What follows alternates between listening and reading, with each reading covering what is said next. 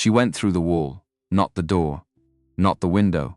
The wall, a rotting seam in a 60-year-old cabin, worked open in the dark with a knife, and 12 minutes of silence so complete that 6 armed men slept through every second of it inside. Her father, 70 years old, missing for 4 days. He looked up when she came through the door. He didn't look surprised. He looked like a man who had been waiting and who had spent every hour of those 4 days figuring out exactly who had put him there.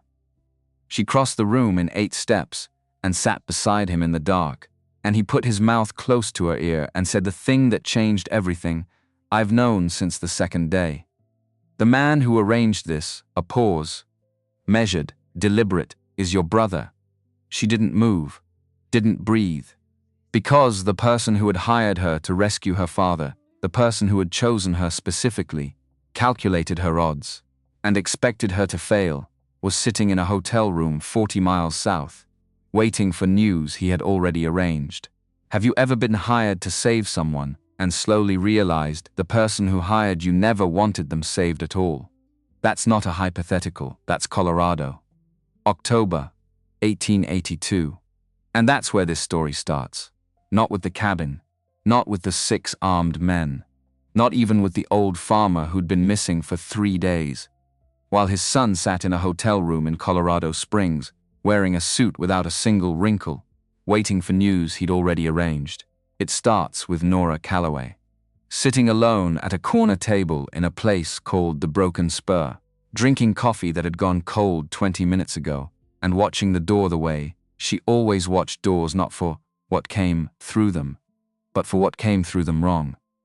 She was 34 years old, 5'6", lean the way people get lean when they spend years outdoors, doing things that require being quiet and precise rather than loud and impressive. Her hair was dark and cut short in a way that most women in Colorado Springs in 1882 would have considered eccentric, and most men would have considered practical, which told you something about how differently those two groups thought about the world. She wore a plain gray coat that had seen better decades and boots that had not. The colt on her hip was not decorative. Her name, the one she used, the one that appeared in the occasional newspaper account when newspaper accounts were unavoidable, was Nora Calloway.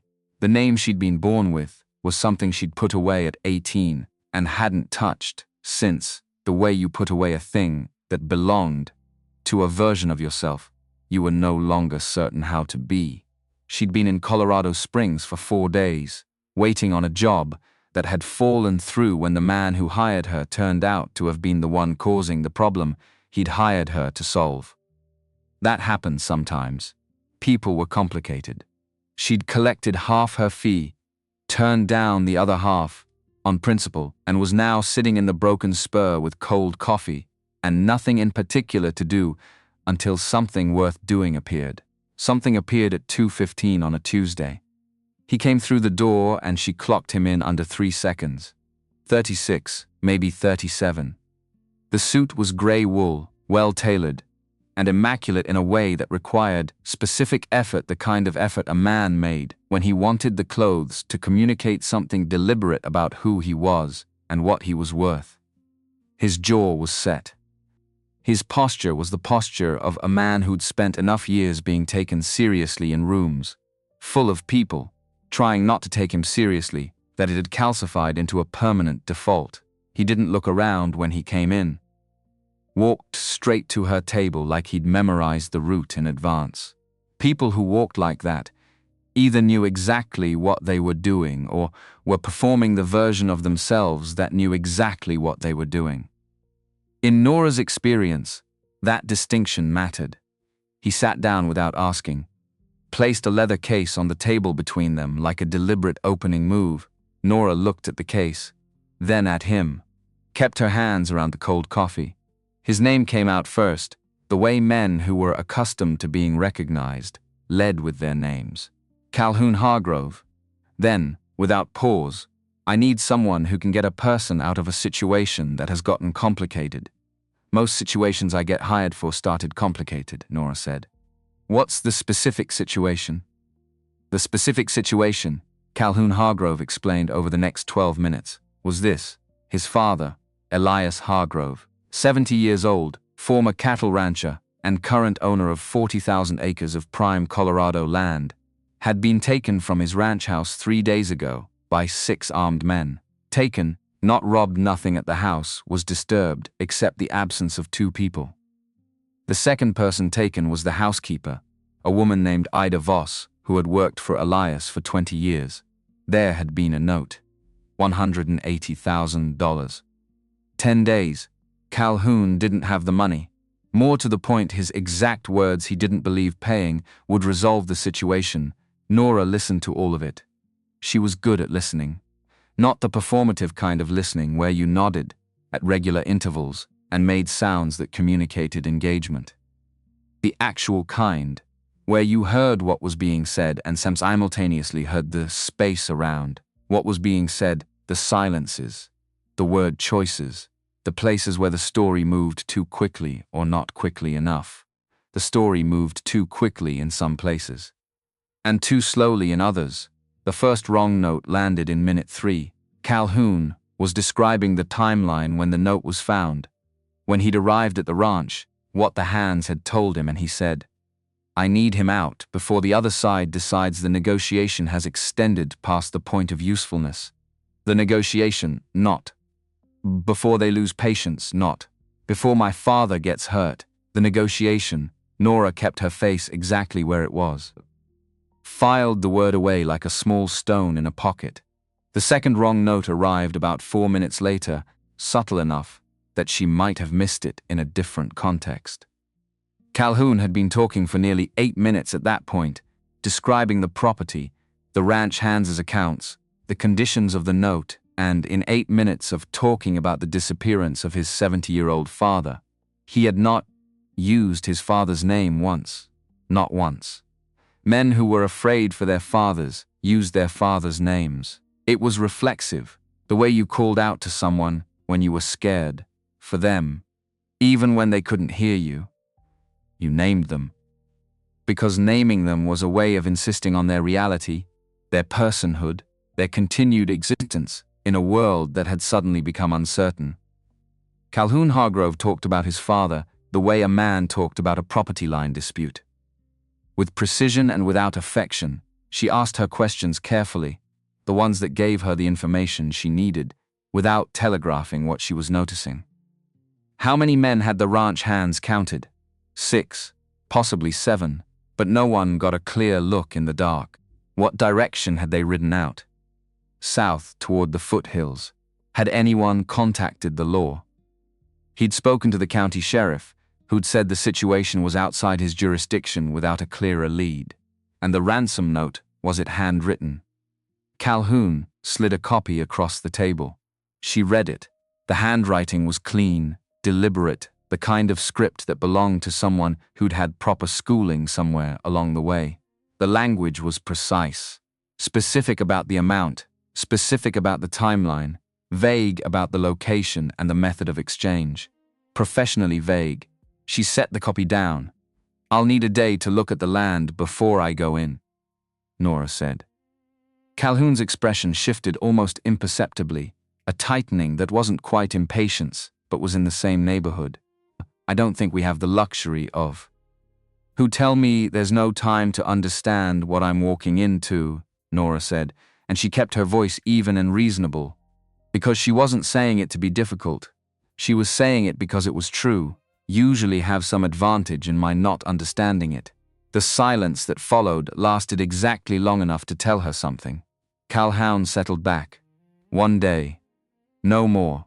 She named her fee. He agreed to it without negotiating, which was either a sign that he was desperate or a sign that he considered the money irrelevant relative to the outcome, and she wasn't yet certain which. He slid a hand-drawn map across the table.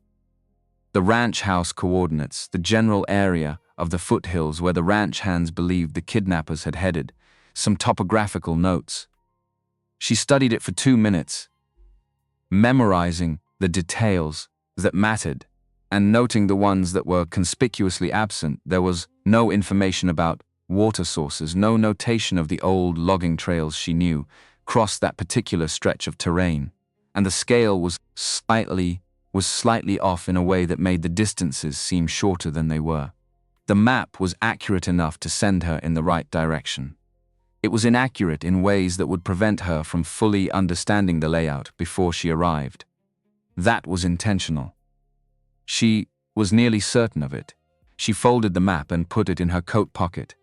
They agreed to meet the following evening.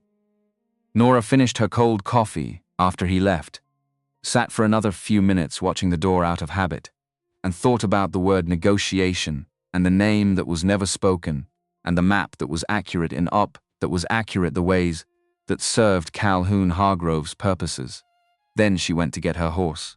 Birch was a bay mare, medium height, the kind of horse that didn't attract attention in a corral or on a road, which was the primary quality Nora looked for in a horse. She'd had Birch 6 years. The horse had opinions about weather, about certain other horses, about the particular type of loose shale that appeared on high-altitude trails in September. But she kept them to herself in situations that required quiet, which was a quality Nora respected in anyone. She rode out of Colorado Springs before dawn, not because the day required an early start, but because she wanted the hours of morning light for the first part of what she intended to do, which was not ride toward the foothills, where the kidnappers were reported to have gone. Not yet. She rode east toward Pueblo instead. The road was empty at that hour, the Colorado high country doing what it did in the last weeks of October, holding the night cold, a little past its welcome, letting the sun arrive slowly as if it was conserving its energy for the months ahead. The aspen along the creek bottoms had gone gold weeks ago. At this elevation, most of the color was already down, and the branches stood bare against the gray-white sky like something between a sketch and a statement. She was thinking about 40,000 acres. More specifically, she was thinking about what 40,000 acres meant if it happened to sit between where a railroad wanted to be and where the terrain forced a railroad to go instead.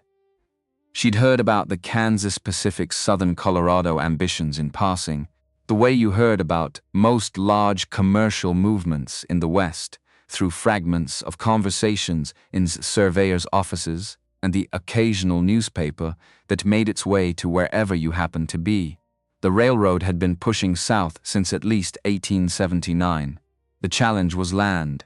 The challenge was always land in Colorado, because the people who'd established claims before anyone understood what railroad proximity would do to property values had no particular reason to sell at rates that made sense to a railroad's balance sheet. She knew Elias Hargrove had refused several offers. That was public knowledge, or at least the kind of information that circulated. What circulated among people who paid attention to land and railroads, and the particular dance between them that shaped which Colorado towns grew and which ones didn't. What she didn't know was the specific geography, the specific problem. That was why she was riding to Pueblo at dawn, instead of riding into the foothills to find a cabin she wasn't ready to find yet. Vernon Drum's office was on a side street 2 blocks from the Pueblo rail depot, which made sense given that his primary income for the past decade had been mapping the terrain that railroads needed, mapped before they could plan routes they intended to build. The office was small, 1 room, 1 desk buried under rolled paper, 1 window that looked onto the alley rather than the street, and walls hung with maps the way other people hung landscapes. Drum himself was 55. Thin in the concentrated way of men who burned their energy thinking rather than moving, with ink permanently embedded in the creases of his right hand and the look of someone who spent most of his time in a room and was fine with that. He looked up when Nora came in. Not startled, not particularly welcoming, just the mild assessment of someone who was accustomed to interruptions arriving in his doorway and was waiting to learn what category this one fell into. "Vernon Drum," she asked. "That depends on who's asking and about what," he said, which was a reasonable answer from a man in his line of work. "Nora Calloway," I was told you did route surveying for the Kansas Pacific starting in 1879. I want to ask you about the Hargrove Corridor. The change was subtle, but it was there, a slight settling of his shoulders, the gesture of a man who had been waiting for a conversation and was now assessing whether this particular version of it was the one he'd been prepared for. He was quiet for a moment. Then, "You're the third person to ask me about that parcel in the past 6 weeks. Who were the first two?" He didn't answer that directly. Instead, he turned to the wall behind his desk and unrolled a large survey map, pinning the corners with the practiced ease of someone who did this dozens of times a day, and pointed to a section of Colorado south of the Springs, where the terrain did something particular, where the mountains pressed east, and the canyon systems made the logical approach to the New Mexico border considerably less logical than it appeared on a simple political map.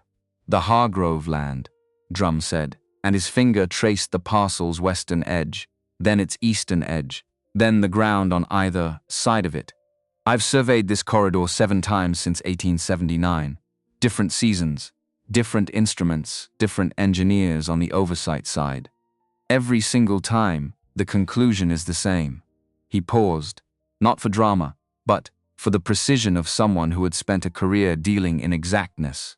"You go east of the Hargrove line, you're into canyon terrain that can't be graded at reasonable cost. You're looking at double the engineering budget and 3 years of construction minimum. You go west, you're into the mountain slope. Unstable substrate, avalanche risk in winter, grade problems that don't have good solutions. And through the Hargrove land, flat, accessible, geologically stable, and positioned at the exact elevation that makes the grade change toward New Mexico manageable."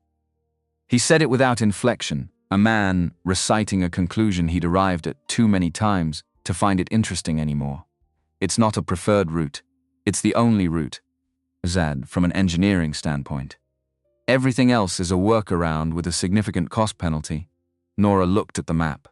The Hargrove parcel sat in the corridor, like something placed there deliberately, which, of course, it hadn't been. Elias Hargrove had purchased or claimed that land in the 1850s, before anyone had run a survey line through it, before the railroad existed in any form in that part of Colorado, before the word corridor had any meaning relative to a set of family acres in the foothills.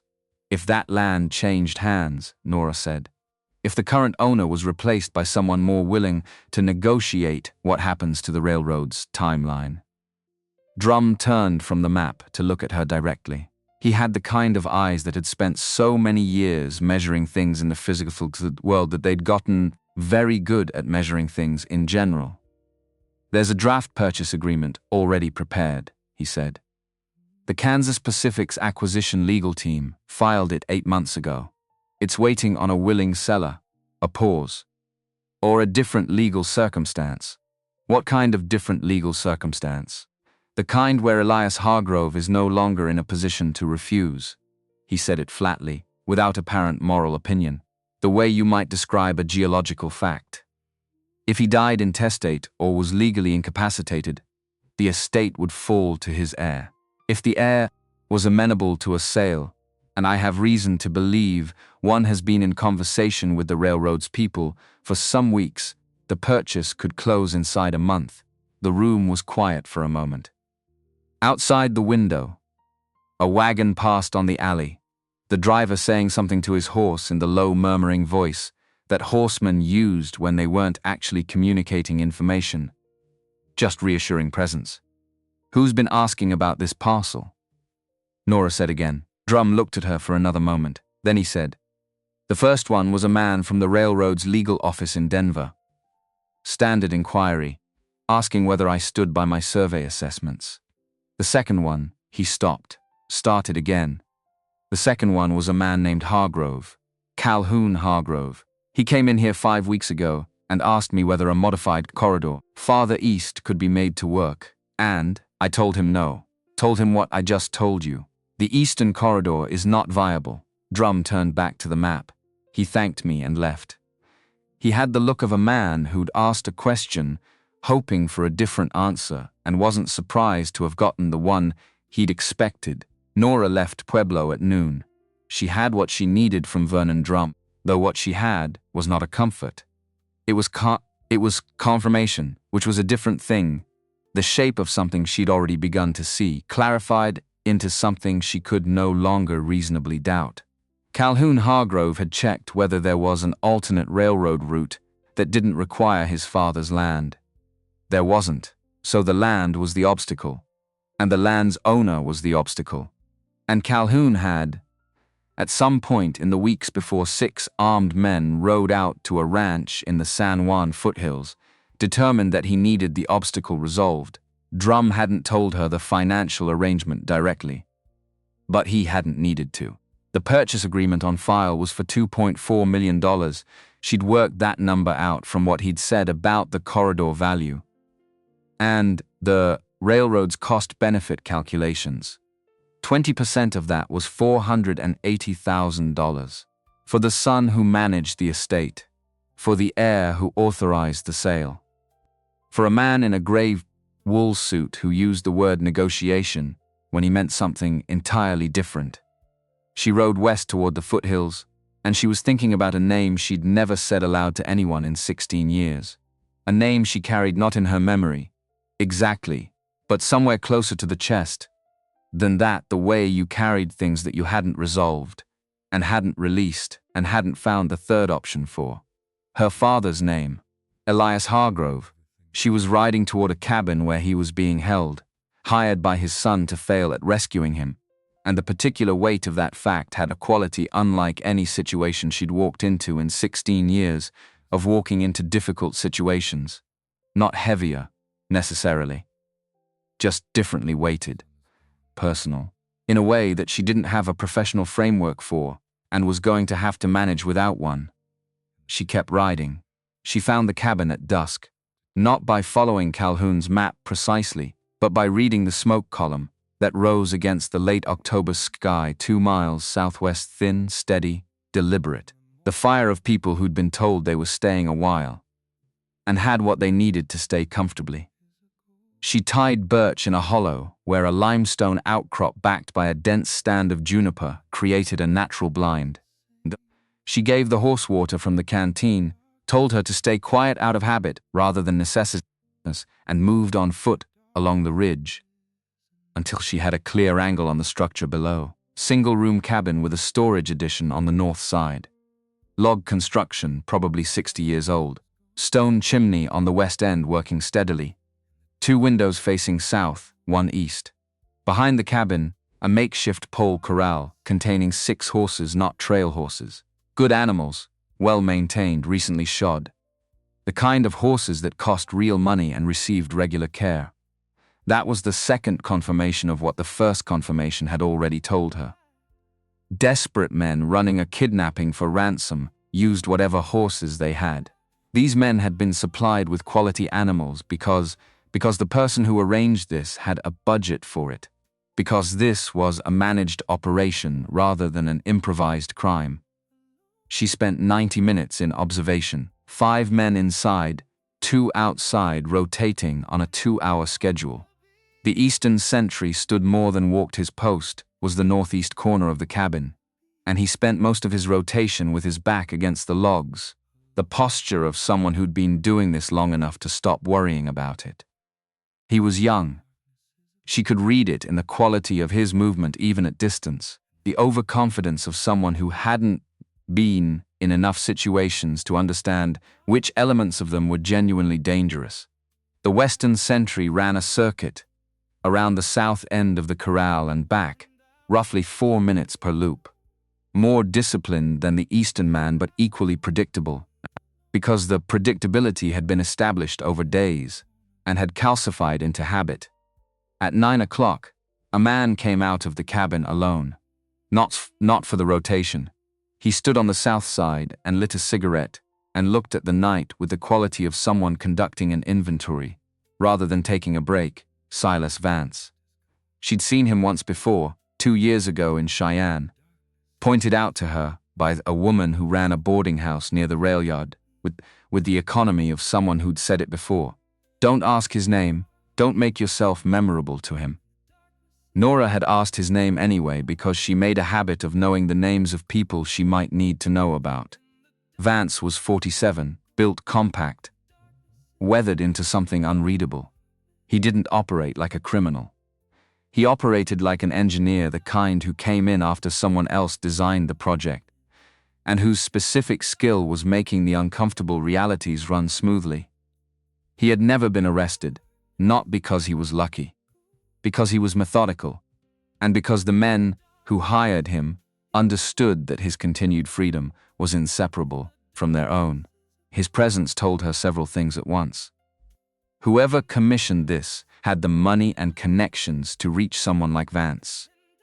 The operation had been designed with professional precision cabins stocked in advance, horses sourced carefully, men selected and briefed with enough discipline that the situation had held for 3 days without incident, and there was no ransom. There had never been going to be a ransom. Vance didn't run kidnapping for ransom operations. He ran holding operations situations where the goal was containment rather than extraction, where the object was keeping someone in place while something else happened somewhere else. Elias Hargrove was being held, not because someone wanted $180,000. He was being held because someone needed him unavailable, unable to refuse or negotiate or contact a lawyer or appear before any authority for long enough to accomplish something that required his absence.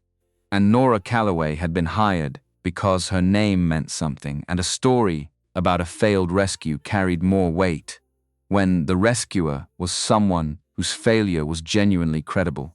She lay on the cold ground with her chin on her forearms and let that land completely. She'd been hired because she was good, because 6 against 1, in terrain she hadn't had time to fully learn, in a situation staffed by a professional with 2 decades of experience. Those were odds that had been selected deliberately. Calculated odds, the kind you chose when you needed a failure that looked like a genuine effort. The weight of that sat in her chest in a way that wasn't quite anger. It was clarity, the kind that arrived when a situation resolved itself from ambiguous into legible. She let it finish arriving before she started responding to it. Then she started thinking about the storage addition on the north side of the cabin. Log construction from that era in the San Juan foothills followed a particular pattern.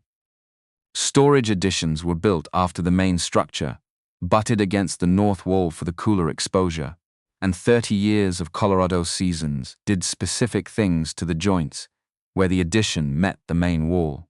The chinking between the logs dried and contracted in cycles that followed the altitude's rhythm of wet and dry and freeze and thaw, until the corner where the addition's west wall met the main cabin's north wall tended to develop something that wasn't quite a gap, but could become one with patience and a blade, and enough uninterrupted time in cold darkness. She wasn't going through any window. She wasn't creating any noise. She was going through that corner, if the construction matched what she expected, in the window between the sentry rotation at 3 and the window man going to his bedroll at 3:15. She spent another hour confirming the timing twice more, watching the lamp patterns inside, mapping the habits that had formed over days of repetition. Then she worked her way back to Birch and made camp in the hollow without fire or light, and lay on her back and looked at the branches overhead and thought about her father sitting in that cabin, a quarter mile to the south. She hadn't seen Elias Hargrove in 16 years. She'd left at 18, in the particular way of a person who'd had a collision with someone they loved and found the collision too large to remain inside of. And the leaving had become permanent, not through decision, but through the accumulation of days that became weeks, that became the kind of distance that felt too large to cross. Until crossing it would have required acknowledging everything that had prevented the crossing for so long. She thought about Ida Voss's shadow in the left window, moving with the deliberate attention of someone who was cataloging rather than waiting. That quality, the refusal to be merely a circumstance's subject, was something Nora recognized.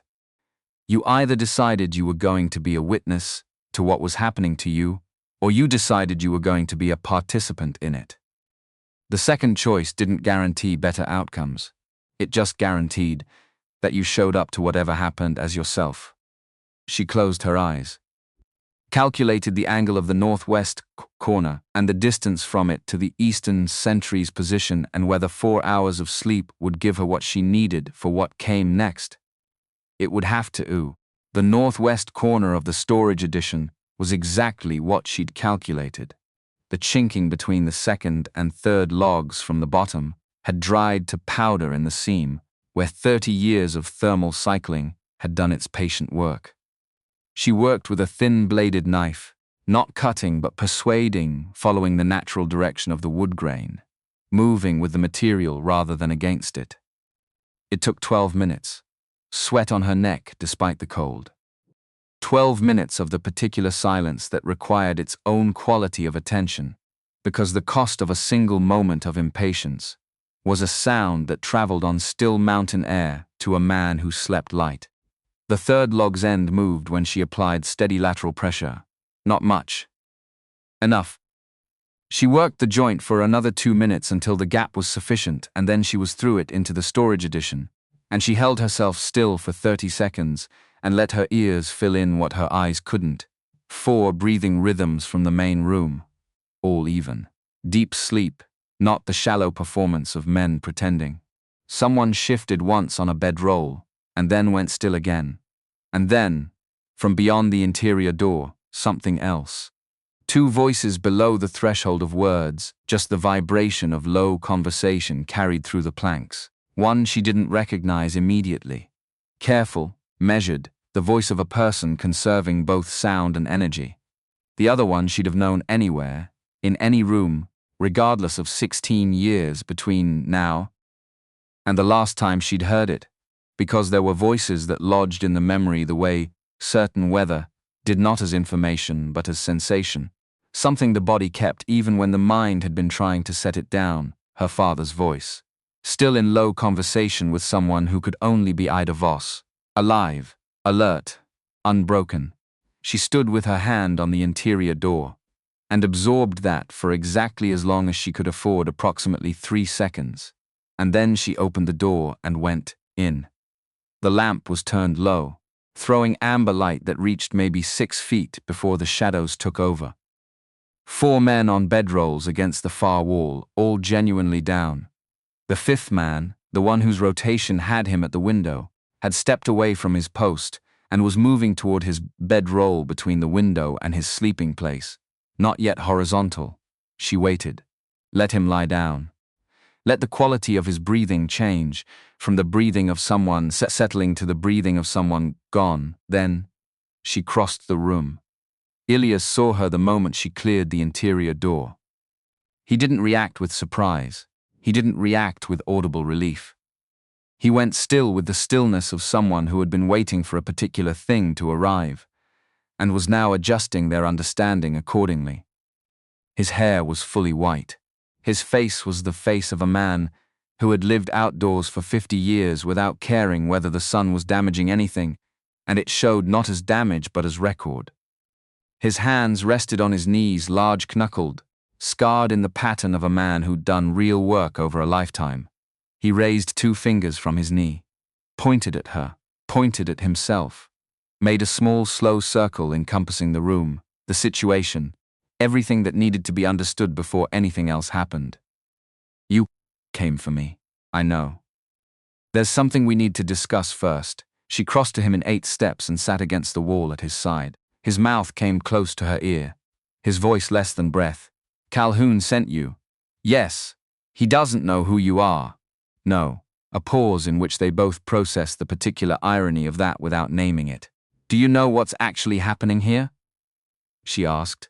Since the 2nd day, her father said. The man running this operation is Silas Vance. He works for the Kansas Pacific's acquisition people out of Denver. Calhoun has been in contact with their legal representative for at least 6 weeks, I believe 8, but I can only confirm 6. She looked at him in the low light. You've been working this out from inside this cabin. I've had nothing else to do. And in that, barely audible beneath the words, the faintest register of dry humor like a coal you thought had gone out, that still had warmth if you held your hand close enough. And I have never been a man who sits still when there's something worth understanding. Ida Voss looked at Nora directly from her position on Elias's other side. 60 years old, the face of someone who had witnessed a great deal and had decided somewhere along the way that what she'd witnessed was not going to change the fundamental temperature of her character. She assessed Nora for 2 full seconds with the expression of someone confirming a thing she'd already suspected. "Can you ride?" Nora asked her. Ida's expression shifted just enough to suggest she found the question faintly unnecessary. "I was riding horses before Calhoun Hargrove was born." Her voice was barely audible but entirely level. "And I've been tracking their rotation since the first night. Outside Sentry West switches at 3. Window man goes down at 3:15. He's done it since night 1. Nora looked at her. "You catalogued their schedule." "Someone had to," Ida said. There was nothing to add to that. Nora didn't try. She laid out the exit not quickly but precisely, the way you communicated a plan to people who would be executing it without rehearsal in darkness. Through the storage addition. North along the tree line, 1/4 mile to where the horse was. Then the corral for 2 more horses from the group, farthest from the cabin's southern windows. Then north, and farther north, and eventually Denver. She told them what she needed. The ability to move quietly and follow direction without question, for approximately 9 minutes. Both of them listened without interrupting. People who understood the actual stakes didn't waste the briefing on questions. "When we move," Nora said, "we have until Vance wakes to be out of useful pursuit range. He's the variable. The others are doing a job. Vance is running an operation. Men doing a job respond to what's in front of them. Men running operations think ahead." "He'll go north," Elias said. She looked at him. "He'll understand I'm not a man who goes home to wait," her father said. "He'll go north because north is Denver, and Denver is where the levers are." She considered that. "Then we have less margin than I'd like." "We have enough," Elias said. "If we go now." She looked at the window man on his bedroll, breathing steadily. She looked at Vance against the far wall. She counted the distance to the storage door and calculated the first 30 seconds, which were always the most expensive, 3:17. She moved. What happened in the next 9 minutes happened in the particular silence of people who had been told precisely what to do and who were doing it without editorializing. The Eastern Sentry was where she'd expected him, drifted into the half-sleep that had become his default after hours of standing in the cold. He didn't hear her pass.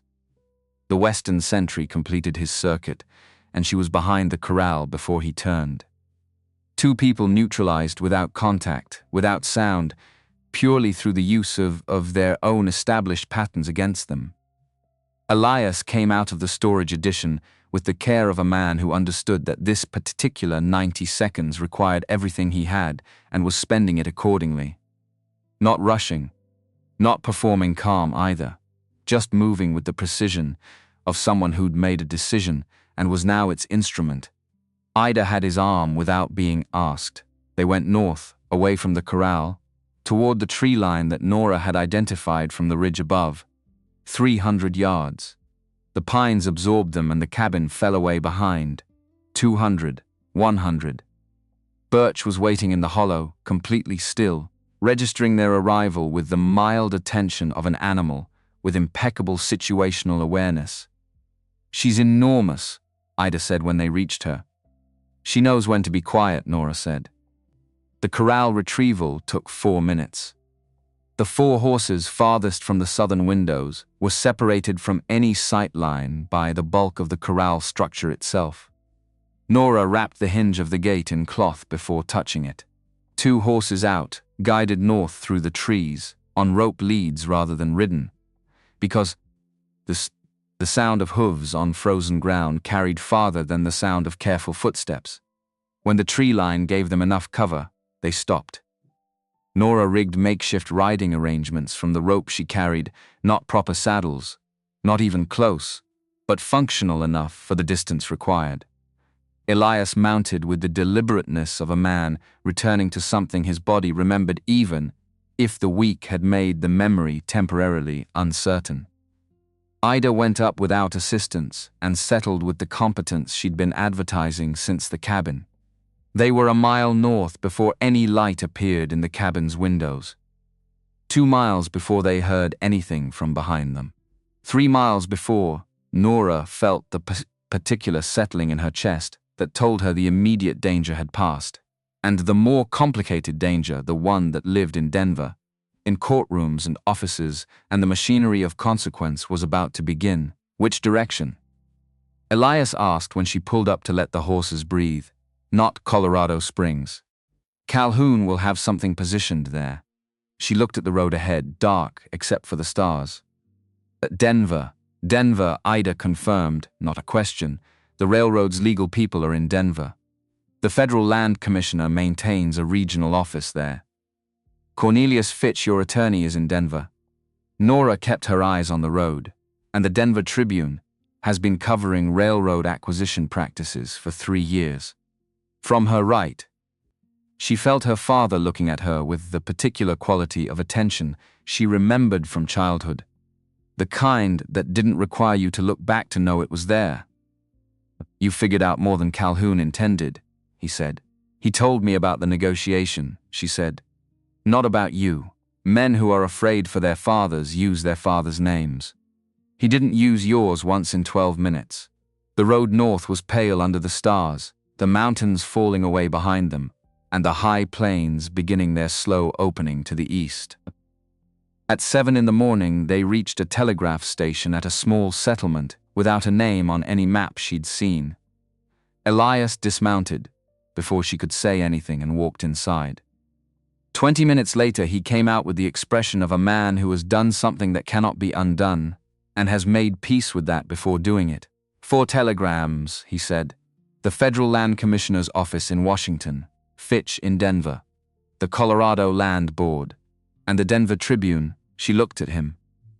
I told the Tribune I was prepared to speak on the record about the Kansas Pacific's acquisition methods in Colorado, he said. And about an interesting week I've recently had.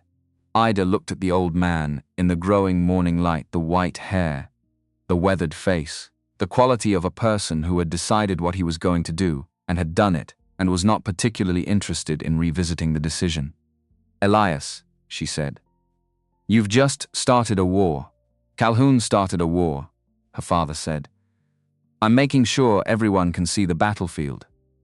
He turned to look at Nora then, with the clear gray eyes that she had spent 16 years, keeping at a careful distance in her memory, not because they frightened her, but because looking at them directly required thinking about everything they belonged to and everything that had been left unresolved between that person and herself.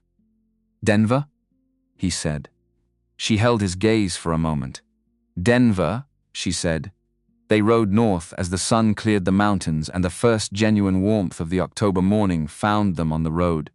And behind them, 40 miles south, Silas Vance was waking in an empty cabin and beginning the particular kind of calculation that careful men made when the thing they were paid to contain had escaped the parameters of containment. He would go north. She knew that. Elias had known it first. Which meant Denver was going to be the end of this one way or another.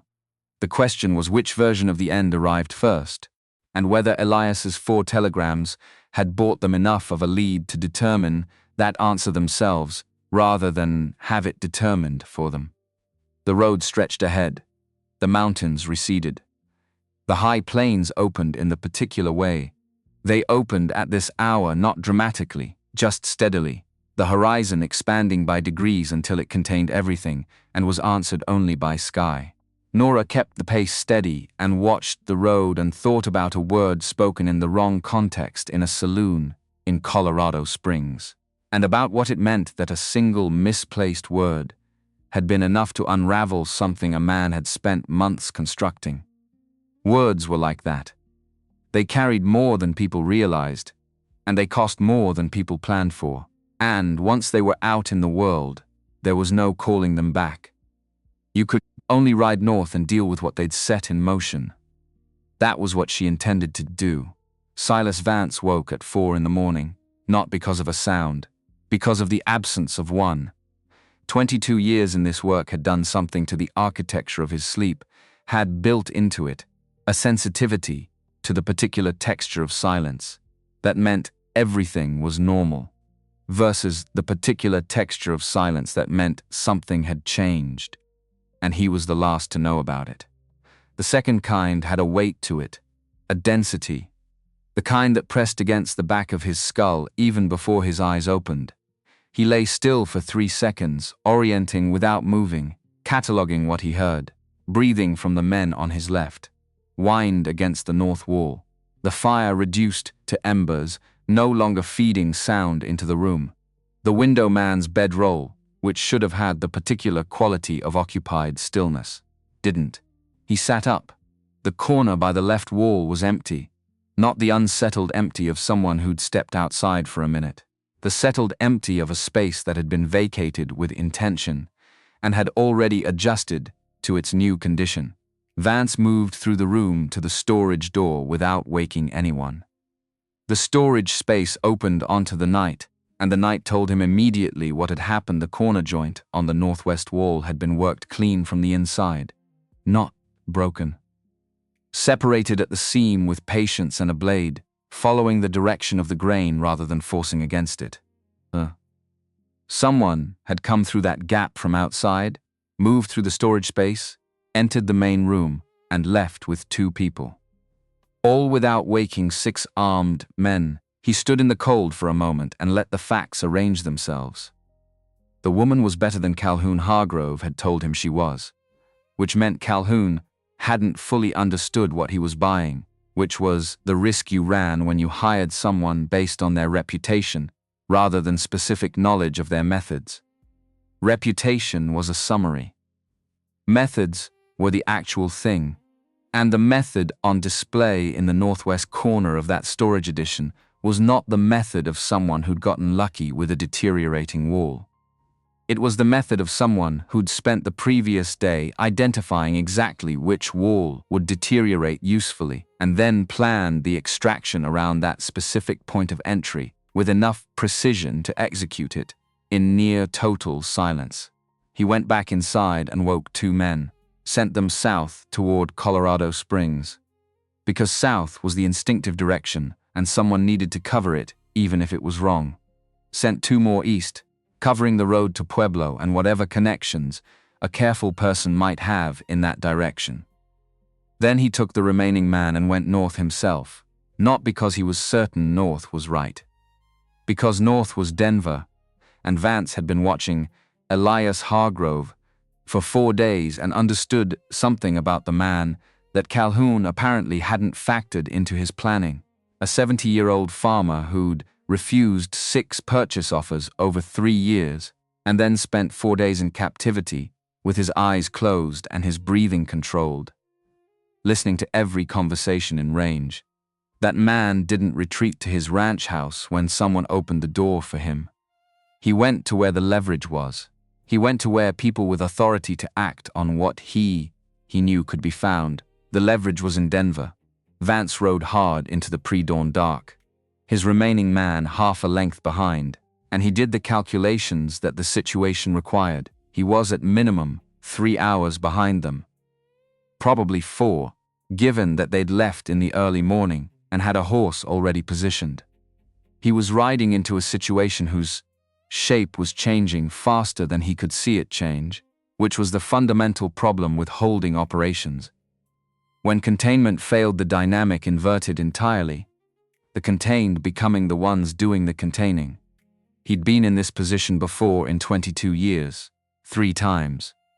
He'd recovered twice and relocated once, and the relocating had been thorough enough that the 3rd situation had become a closed chapter in a state he no longer visited. He was not yet certain which category this one fell into, but the uncertainty was doing something to the quality of the morning that he didn't enjoy, and the fact that he didn't enjoy it told him he was taking it seriously, which was the correct response. He rode harder. The mountains fell away behind him, and the road north opened, and the pre-dawn Colorado cold was the kind that got into your coat at the collar and found the gaps in your gloves, and reminded you that the season didn't care about your schedule. He rode through it anyway, because that was what men in his position did when the alternative was accepting that a situation had resolved itself in a direction they hadn't authorized. Calhoun Hargrove received the telegram at 9 in the morning. He was in his hotel room in Colorado Springs. At the desk by the window, working through documents from the railroad's acquisition attorney that he'd been reviewing each morning as a way of maintaining the appearance of productive engagement with the situations he'd set in motion. Weeks ago, the documents were familiar by now. He'd read most of them multiple times, enough that the legal language had stopped being language and had become a kind of landscape he navigated by memory rather than active attention. 3 words on the telegram. The bird flew. He read it twice, set it face down on the desk, placed his palm flat on the surface beside it. The hotel window gave him a view of Pikes Peak on a clear day. This morning was clear. The mountain sat at the end of the street in the specific indifference of something that had been present long before anyone arrived to look at it, and would remain long after everyone stopped. He looked at it for 14 minutes without seeing it, because what he was actually looking at was the interior of his own planning and the precise location where it had failed. He'd selected Nora Calloway based on 3 criteria. First, her name was known widely enough that a coroner's inquest would accept it as evidence of genuine effort on his part. You didn't hire someone famous if you weren't serious. And seriousness was the story he needed the record to tell. Second, she worked alone, which meant no partner or organization to create secondary accountability or introduce variables he hadn't planned for. Third, 6 armed men against 1 woman, however capable, was an equation he'd calculated and recalculated and arrived at the same answer each time. The odds favored Vance's side by a margin he'd considered reliable. He'd been wrong about the margin. She'd gone in and come out with both people in a single night without, apparently, a single shot fired. No evidence of force, no bodies, no noise that any of his men had registered until the space where 2 people had been was simply empty at 4 in the morning. He sat with that for a moment before he allowed himself to move to the next calculation, because the calculation that followed from it was the one that mattered, and he wanted to arrive at it clearly rather than reactively. His father was out. Elias Hargrove, 70 years old, who had spent 4 days in a cabin in the foothills and who had Calhoun was increasingly certain of this the longer he sat at the desk, not spent those 4 days being confused and frightened. His father had never been confused and frightened by the information available to him. He'd been confused and frightened by exactly 2 things in Calhoun's memory: the death of Calhoun's mother when Calhoun was 11, and a winter in 1871 when an ice storm had taken out half the herd, and it hadn't been clear for 3 weeks whether the ranch would survive it. Everything else, every offer, every negotiation, every situation that had come at his father sideways, had been met with the particular stillness of a man who was reading the situation faster than it was unfolding. 4 days of uninterrupted time, and Elias Hargrove had read this situation. Calhoun picked up the telephone. The connection to Denver took 4 minutes, and he used those 4 minutes to organize what he was going to say. In the specific way he organized everything sequentially, precisely, with the unnecessary stripped away before he began. His attorney's voice came through the line with the careful neutrality of someone who had already received news that morning that he was not certain how to communicate to his client. What the attorney told him in the next 3 minutes was this: the Federal Land Commissioner's office in Washington had received a sworn statement from Elias Hargrove that morning, citing specific concerns about the acquisition practices of the Kansas Pacific Railroad in Colorado, and naming individuals involved in what the statement described as a coordinated effort to coerce the transfer of private land holdings through unlawful means. A temporary hold had been placed on all transfer proceedings involving Hargrove Holdings pending review.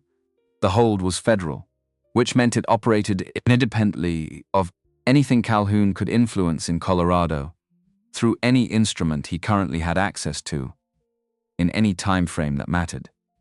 He set the receiver back in its cradle. The purchase agreement that had been sitting in a filing cabinet in Denver, waiting for a signature from a compliant heir, was now frozen in place by an order that had originated in Washington and would require federal resolution to unfreeze. The legislative session window that Vance's operation had been designed to exploit, the deadline that had given the whole structure its shape, had just become irrelevant, because the federal hold superseded it. He sat without moving for another 3 minutes, not panicking, because panic was not a state he'd ever found useful, and he'd trained himself out of its early symptoms over years of work that required clear thinking in adverse conditions. Just processing, letting the new shape of the situation fully arrive before he decided what to do about it. What he did about it was stand, put on his coat, close the latches on his case, and arrange for a carriage to Denver. He was not going to sit in a hotel room in Colorado Springs and let the situation complete its development without him present for it. That was no response available to him, not because of pride, though pride was part of it, but because the version of this situation that ended with him, absent from whatever happened next in Denver, was worse, in every scenario he could construct, than the version that ended with him present for it. Present meant some degree of agency. Absent meant the situation wrote its own conclusion without his participation. He would go to Denver. He would see his father. He would see what, if anything, remained in his control. He was wrong about the last part, but the wrongness of it wouldn't be fully apparent until he was sitting in Cornelius Fitch's office on the 3rd floor of a building on 16th Street, looking at a woman he'd hired to fail at a task she'd apparently refused to fail at. The carriage to Denver took 3 hours on the October road. He spent them looking out the window at the Colorado landscape that had been the backdrop of his entire life, the mountains. To the west, the plains beginning to open to the east, the particular clarity of high country air in autumn. He'd grown up on this land, or land very much like it. He'd watched his father build something on it that had become, over 50 years, the kind of institution that a territory produces when one family commits to one place across enough time that the place and the family become difficult to distinguish. He'd spent 6 years watching that institution refuse to adapt to the reality of what the railroad's arrival meant for the economics of everything around it. He wasn't going to defend that, even to himself. He knew what he'd done and why he'd done it, and the why had been, at every step, something he could construct a coherent argument for. The land was going to go to the railroad. The legal mechanisms existed, the political will existed, and his father existed, and his father's performing an act of stubbornness, dressed as principle, that would end the same way regardless of how long it took.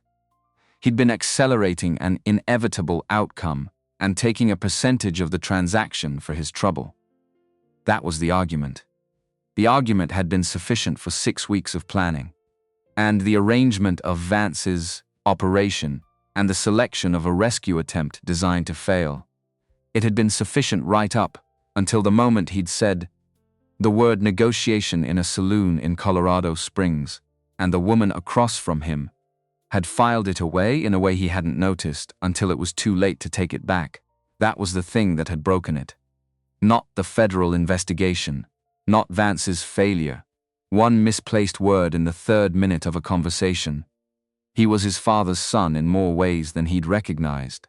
He was realizing that now, 3 hours into a carriage ride toward a reckoning he'd made inevitable. Cornelius Fitch had been practicing land law in Colorado since 1855, long enough to have seen most of what the territory could produce in the way of human arrangement and dispute, and the particular intersection of money and family that generated the most durable forms of both. His office on 16th Street in Denver occupied the third floor of a building that had been a warehouse during the gold rush years, and had since acquired the specific quality of a space that had absorbed many different kinds of urgency and had ceased to find any of it particularly surprising. Fitch himself had a similar quality. He was 62, with hands that had managed an enormous quantity of documents over a long career, and the careful economy of gesture that came from not wasting motion on things that didn't require it. When Elias, Nora, and Ida came through his door at 2 in the afternoon, he looked at the three of them in sequence and absorbed the information they presented without audible reaction. "All four parties have confirmed receipt of the telegrams," he said, addressing Elias with the directness of a man who'd been waiting for a client to arrive rather than receiving an unexpected visitor. "The land commissioner's office moved faster than I anticipated. The hold was placed within 3 hours of receiving the statement." Elias sat across from Fitch's desk, like a man arriving at an appointment. He'd made himself present, prepared, without the need to perform either distress or relief. Whatever had happened in that cabin hadn't unmade him. If anything, 4 days of enforced stillness had given his attention the quality of something that had been sharpened rather than dulled. Fitch turned to Nora. "You were hired by Calhoun Hargrove." "I was. That creates a legally complicated position. I entered a structure where a man was being held unlawfully and assisted him in leaving," she said. "The complication belongs to whoever arranged the holding." He studied her with the measured consideration of someone assigning a merit score to an argument. "Fairly put," he said. Ida Voss chose the chair nearest the corner of Fitch's desk, the one with the best sight lines to both the door and the window, and sat in it with her hands folded, and her attention distributed evenly around the room in the manner of someone accustomed to gathering information from environments other people treated as backdrop. She spoke without preamble.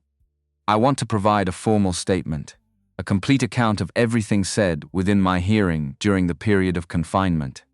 Names, dates, times, the specific language used." Fitch looked at her with the assessment of a man who knew how to evaluate the weight of a witness. "Were you present without interruption?" "For every conversation conducted within range of my position," Ida said, "which was, for the majority of the time, the main room of the cabin." "I made certain of that." He reached for a fresh pad of paper. She began. The account was precise to a degree that was, even for Fitch, notable. She gave him the dates and times she'd estimated from the pattern of light through the window. She named Silas Vance. She named 2 men who'd spoken most freely within her hearing, one of whom had mentioned, in a conversation with Vance on the second night, that he'd assumed she wasn't following, a name in Denver, and a meeting scheduled for the 17th.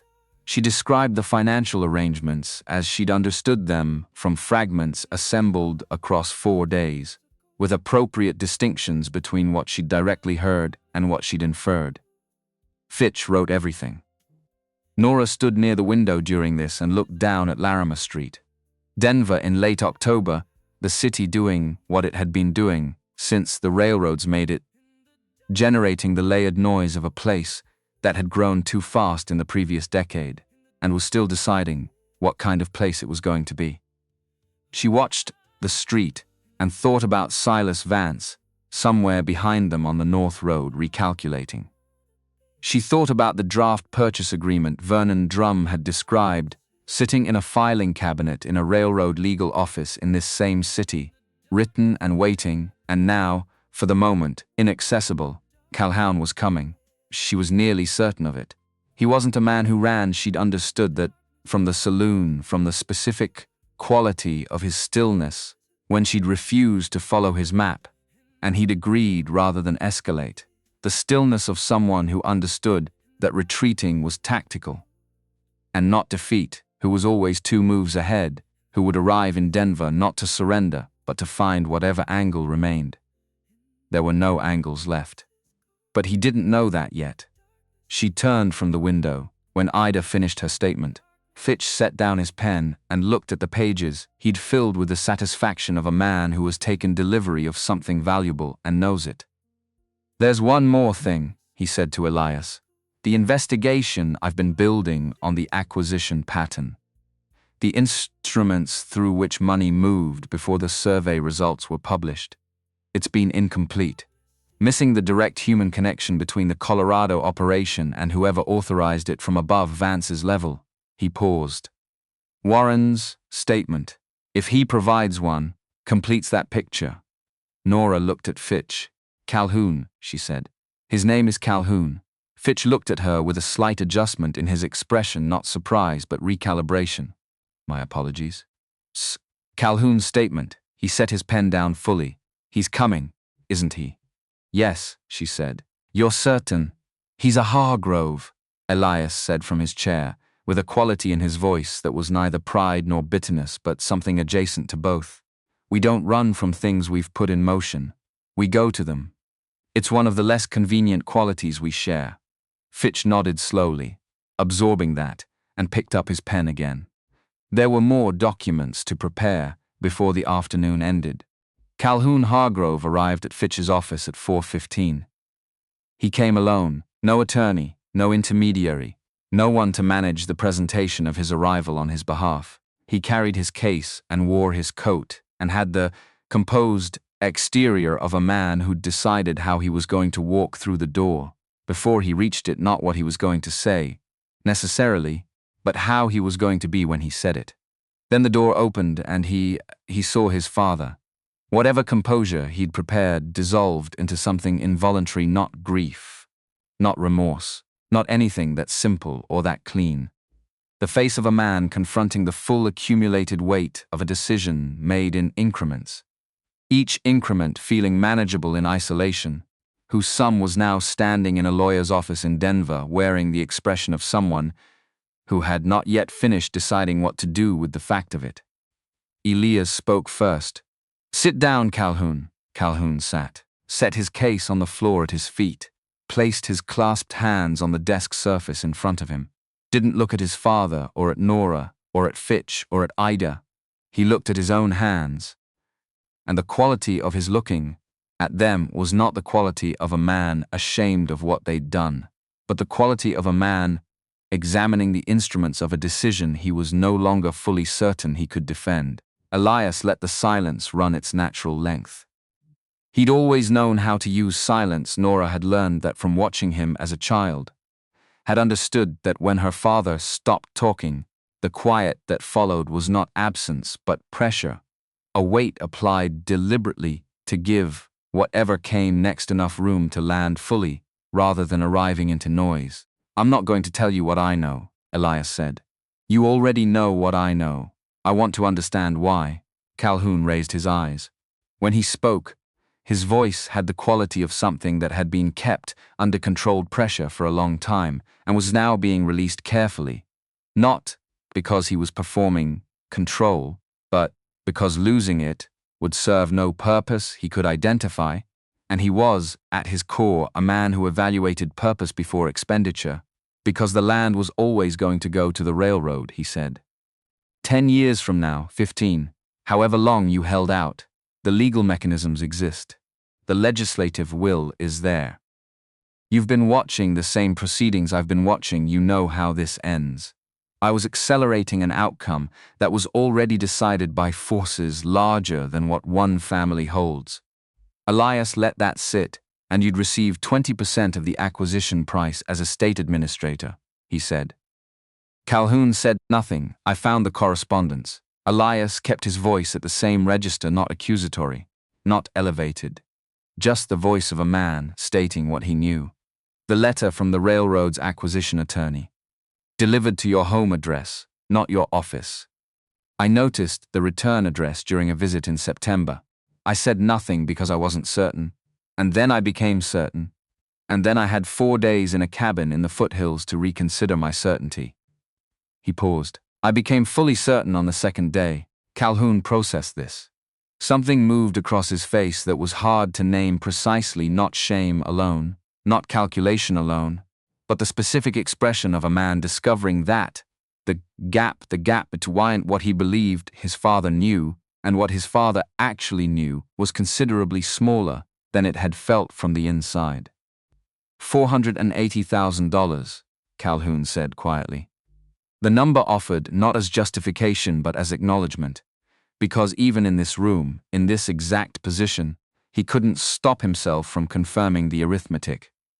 Numbers were the language in which his certainty expressed itself, and the habit of precision ran deeper than the moment demanded. Precisely, Elias said, and didn't pursue the number further, because the number wasn't the point. A silence. You arranged for someone to go into that cabin, Elias continued. Someone you calculated would fail. Because failure was the story, you needed a credible, documented effort that went wrong for understandable reasons, leaving the estate in your hands, and the railroad's document, waiting for a signature. He looked at his son steadily. And the woman you hired to provide that story is sitting in this room. Calhoun turned his gaze to Nora for the first time since entering. Something shifted in his expression, a recalibration, the look of a man reassessing the variable he'd been most profoundly wrong about. Not defensive, not angry, the particular expression of someone taking inventory of their miscalculations, with the intention of understanding them rather than disputing them. You weren't supposed to get them out, he said. Factual. The kind of statement a man made when he was doing forensic work on his own failure and needed the facts to be clear before he could understand what they meant. I know, Nora said. What gave it away? You said negotiation, she told him. In the first 3 minutes, not before my father gets hurt, not before they run out of patience. The negotiation, she held his gaze. A son worried about his father uses his father's name. A man worried about a transaction uses transaction language. You didn't name him once in 12 minutes. He sat with that, filed it somewhere with the precision of a man who was, even now, taking notes on himself. There's something else, Nora said. He looked at her. You don't know who I am. A pause. Nora Calloway, he said. Nora Hargrove. She said. The room went entirely still. Calhoun looked at her, then at Elias, then back at her, with the eyes of a man running a rapid inventory of everything he'd researched and everything he'd missed, the specific and catastrophic oversight of having failed to look far enough back into the history of the person he'd chosen to make his story work. I took my mother's name at 18, Nora said. You wouldn't have found it. He didn't know, Elias said. Not defending Calhoun, just stating a fact that belonged to the record. I didn't know either, until she came through the storage room door. The silence that followed had a different texture from the silence that had preceded it. Less pressure. More weight. The weight of things that couldn't be undone, encountering the weight of things that hadn't been known, and those two burdens couldn't cancel each other. They could only occupy the same room together and be acknowledged for what they each were. Fitch had been writing. He set his pen down now and looked at Calhoun with the expression of a man who had one question to ask and needed the answer before the afternoon could proceed in any useful direction.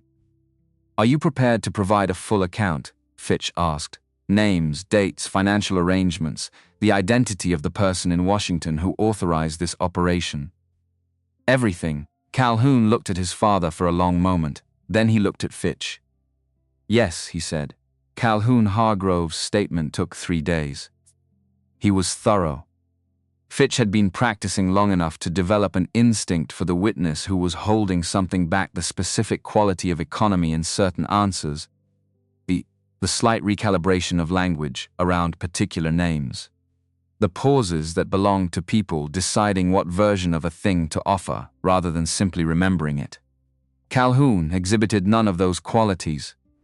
He narrated events in the order they'd occurred, with the accuracy and emotional flatness of a man who had made a decision before he walked through the door and was now executing it, without reserving any part of the account for himself. He named the railroad's acquisition attorney.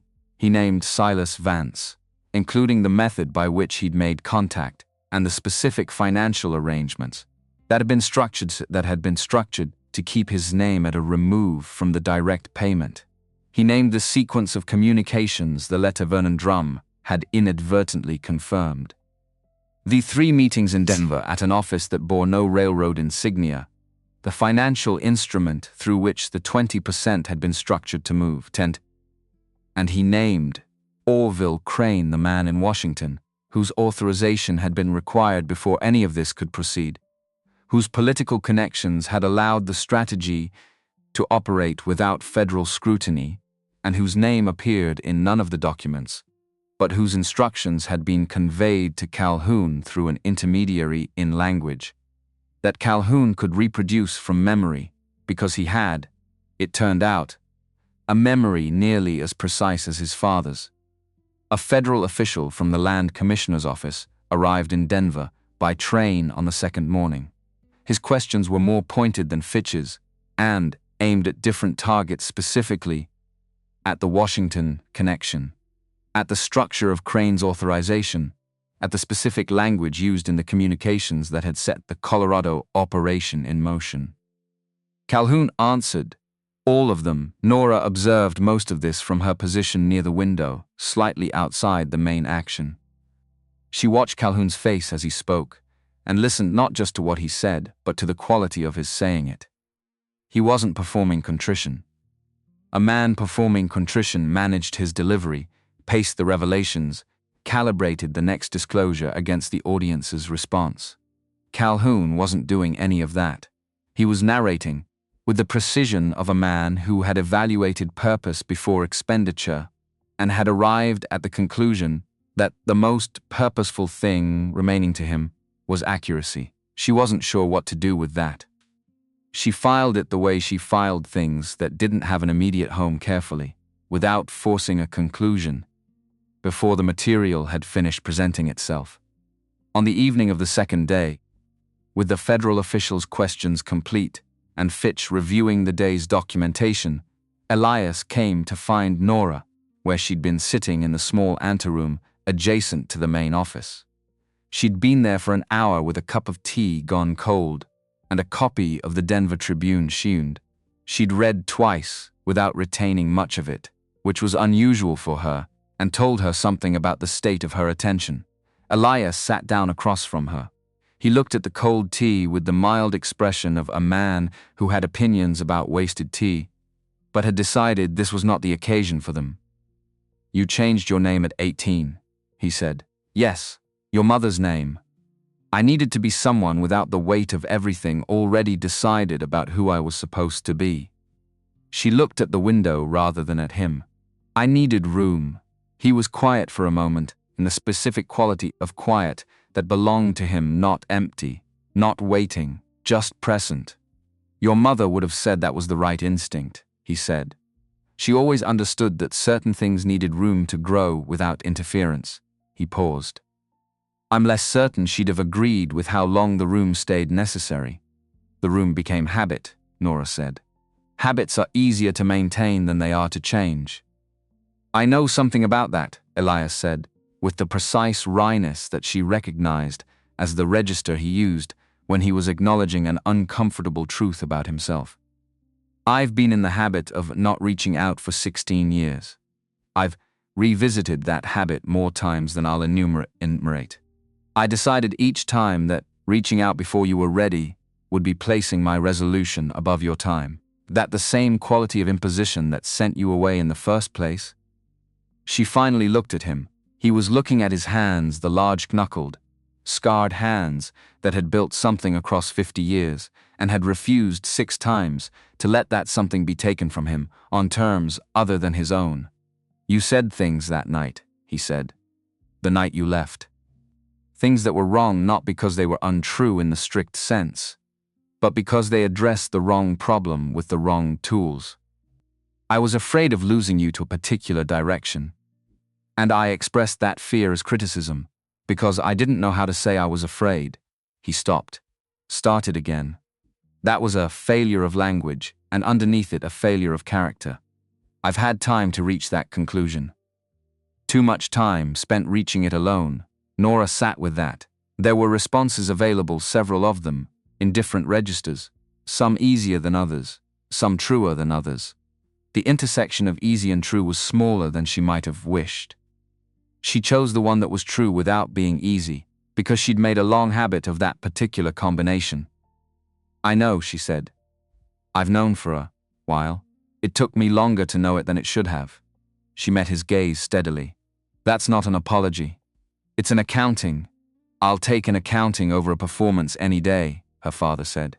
And in the dry precision of it, she heard something she'd been carrying as a memory for 16 years, suddenly occupy the same room as the actual person. And the two of them matched in a way that required her to adjust something in her chest, to make space for. They sat in the anteroom while the city outside continued its various urgencies, and the tea stayed cold, and whatever they were reconstructing between them did so at its own pace, not the pace she would have chosen if she were planning it, and not the pace she'd feared if she'd been planning for the worst, but the actual pace of two people who had been strangers in the particular way that family members become strangers, and were now becoming something other than strangers again. It was enough. On the third morning, Calhoun signed the pages of his completed statement in the careful, deliberate hand of someone who believed that how you performed even routine acts said something true about your attention to them. He set the pen down. He asked to speak to his father alone. Fitch looked at Nora. She considered for a moment not the security of it, but the rightness of it, and then nodded once and stepped into the hallway and closed the door. She stood in the hallway for the duration of whatever happened on the other side. She didn't try to hear it. Some things didn't belong to witnesses, even witnesses who had been near the center of them from the beginning. What she registered through the door was the quality of silence. That meant two people were in a room together, and at least one of them was speaking, not the silence of people who'd run out of things to say, but the silence of people for whom what was being said had enough weight that the space around it needed to be quiet to contain it. After a while, the quality of silence shifted, and then she heard Calhoun's voice, low, brief, without the particular controlled flatness of someone managing their delivery. And then her father's response, quieter still and equally brief. Then the door opened and Calhoun came into the hallway. He looked at Nora. His eyes had the specific quality of a man who has said a true thing and knows it was true, and isn't asking for anything in return for it. They stood in the hallway without speaking. "For a moment you were hired to fail," he said. Not revisiting it, he didn't revisit things he'd already said. Restating it as a point of acknowledgement between two people who were now both in possession of the complete picture. "I calculated the margin deliberately." "You were wrong about the margin," she said. "Yes." He looked at the floor for a moment and then back at her. "My father said you noticed the word negotiation. In the first 3 minutes. I should have said before my father gets hurt." He said it with the precision of a man identifying the specific location of an error in a process he was reconstructing for his own understanding. "I was thinking about the timing window. I wasn't thinking about how it sounded to someone who was listening for exactly that kind of distance between what I was saying and what I meant." She looked at him. "He told you what I am to him," she said. "He told me you changed your name." A pause. "I didn't know. If I had," he stopped, and this time he didn't start differently. He let the sentence remain unfinished, because there was no end to it that served any purpose. And Calhoun Hargrove was, even now, a man who evaluated purpose before expenditure. She considered him for a long moment. 36 years old, grey wool suit, the same composed exterior she'd read across a saloon table 12 days ago, but with something added to it now, or something subtracted, a particular quality of finality that arrived when a man had exhausted all his remaining options and had stopped looking for the ones that weren't there. "Go see him again before you're arraigned," she said. "Not to explain anything, not to manage how it lands, just to be there." He held her gaze. Then he nodded the nod of a man accepting a piece of information he would process later, in his own time, in whatever way his particular interior architecture processed things that mattered and cost something at the same time. He picked up his case, walked toward the stairs. She watched him go with the specific quality of attention she gave to things she was seeing for the last time, which was the same quality she gave to things she was seeing for the first time complete. Recording, without judgment about what the record meant. The stairwell door closed behind him. The hallway was quiet. Somewhere below, Denver was doing what Denver did in the late afternoon of an October weekday, generating the layered sound of a city that had grown faster than it had planned to and was still, in 100 small ways, catching up with itself. She stood in the quiet for a moment, and then she went back into Fitch's office, and then she went back into Fitch's offices, because there was still work to do, and the work was what she was here for. The morning Calhoun Hargrove was arraigned. The sky over Denver was the particular shade of white that preceded snow, not threatening, just informative. The way Colorado skies communicated what was coming without caring whether you were ready for it. Nora was not in the courtroom. She'd considered it. Stood outside the federal building on Larimer for 3 minutes in the cold, looking at the steps and the people moving up and down them with the purposeful tempo of people who had business inside and understood what that business was. Then she decided that what happened in that courtroom was Calhoun's to face and her father's to witness and not hers to observe. And she walked back toward Fitch's office, where she'd agreed to meet Elias afterward. She'd spent the previous evening in her room at a boarding house 2 streets north of Fitch's building, reading through the documents Fitch had quietly assembled at Elias's request over the previous 8 months. Everything he'd gathered about the land acquisition patterns in Colorado, the instruments through which money had moved, the names that appeared in some documents and not in others, and the single name that appeared in none of the documents but whose presence could be inferred from the shape of everything around it, the way you could infer the existence of water from the fact of a dry riverbed. Orville Crane. What she read confirmed what Vernon Drum had implied, and what Elias had stated, and what a conversation 2 years ago in Cheyenne had suggested. This was not a Colorado story. Colorado was the most recent chapter of something that had been running for at least a decade, operating across Wyoming's and Kansas and the Colorado Territory in a pattern consistent enough to be a method and deliberate enough to be a policy. The method worked like this. A railroad survey team mapped a new route extension. Before the survey results became public, which in the 1880s meant before the newspapers got hold of them, a window of weeks to months depending on who was managing the release, certain land parcels along the anticipated corridor changed ownership through a sequence of instruments that made the original buyer difficult to identify. When the survey results were announced, those parcels' heart were already in different hands. Hands prepared to sell to the railroad at prices reflecting full knowledge of what the railroad needed, rather than the pre-survey prices that a farmer or rancher would have been paid if they'd simply been asked. The profit differential was extraordinary. On the Wyoming transactions, Fitch had documented the average markup between acquisition cost and sale price was 460%. On the Kansas parcels higher, Crane's name was never on the acquisition documents.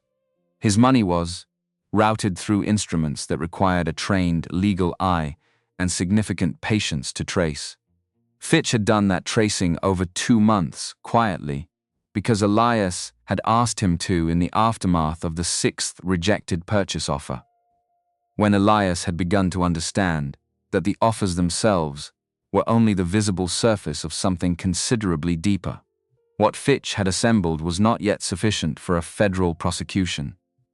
It was sufficient, he'd told her, to open one to provide the evidentiary foundation allowing federal investigators to subpoena the deeper records, to reach into the filing cabinets of the banking instruments that had served as Crane's conduit, to connect the name to the money in a way a court could recognize and act on. Calhoun's testimony had added the direct link they'd been missing. The name of the person in Washington who had approved the Colorado operation, communicated through an intermediary, but with enough specificity that Calhoun could reproduce the language from memory. Orville Crane had authorized the plan to contain Elias Hargrove. That authorization, testified to by a man who had no legal incentive to fabricate it, and every incentive to cooperate fully, was the piece that completed Fitch's picture. He'd filed a formal referral to the federal prosecutor's office in Denver that morning, an hour before Calhoun's arraignment, a recommendation that the matter be elevated to Washington for investigation of a pattern of conduct extending well beyond Colorado's border. Whether that referral would produce results was a question that would take months to answer. Federal machinery moved at the speed of federal machinery, which was to say, slowly, and with considerable resistance to anything that complicated the comfortable arrangements of men who sat in Washington offices and had friends in legislative chambers. But it had been filed. It existed in the record, Nora had learned, and over years of work in places where official records were frequently the only thing standing between a situation and the version of it that the powerful preferred, that existing in the record was not nothing. It was frequently the difference between a thing that could be denied and a thing that could only be postponed. She was at Fitch's building when Elias came down the federal steps at 11:45. He came at the pace of a man for whom stairs had become something requiring attention rather than automaticity, not struggling, just deliberate. Each step placed with the care of someone whose body had communicated clearly over the past week that it had been through something and expected to be acknowledged for it. He was wearing the coat Fitch had arranged. Since his own was still on a hook in the Foothills cabin, and the new coat was slightly too large at the shoulders, which made him look briefly like the older version of the man she remembered from childhood rather than the she'd been navigating in the past several days, she met him at the base of the steps. "How was he?" she asked. Elias was quiet for a moment, looking at the street rather than at her. A delivery wagon went past. The driver hunched against the building cold. He looked like a man who had made a decision and was now living in the specific gravity of it, he said. He paused. "I've worn that expression myself. After a decision I made in 1871 that cost me 2 years and a friendship I valued.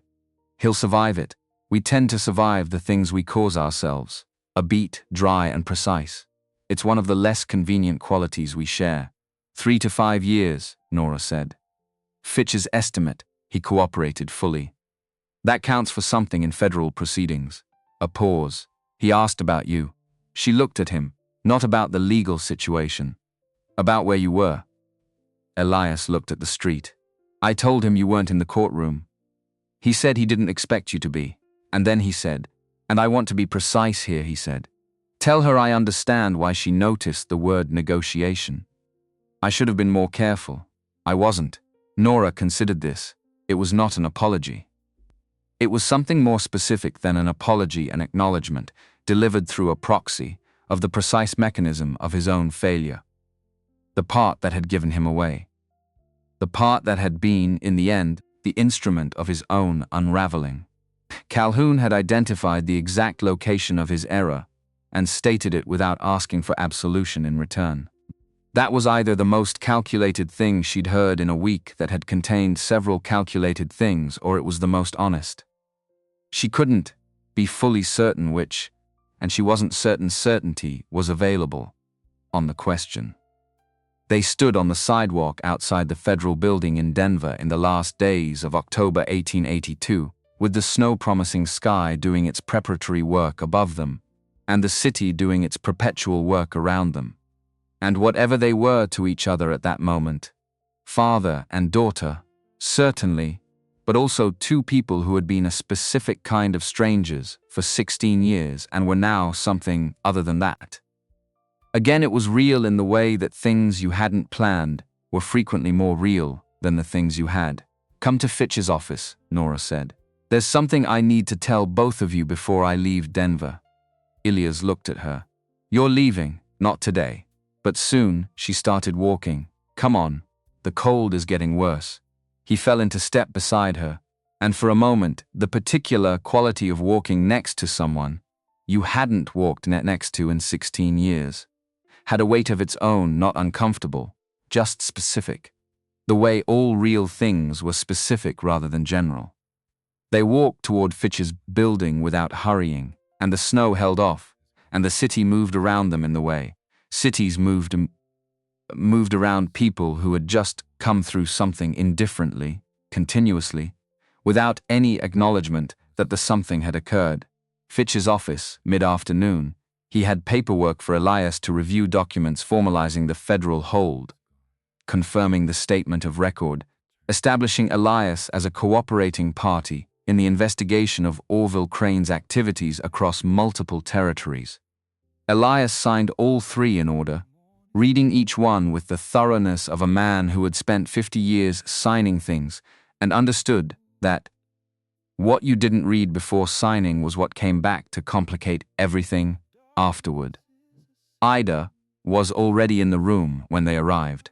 She'd chosen the same chair she'd occupied throughout, the one with the best view of the door and the window, and she sat in it with a cup of tea that was actually warm, which was its own small efficiency, and a quality of presence that suggested she had processed the week's events and arrived somewhere stable on the other side of them. Fitch collected the signed documents, set them squarely on the corner of his desk in the careful way of a man for whom the placement of documents communicated something about their status. "There's one more thing," he said. He was looking at Nora.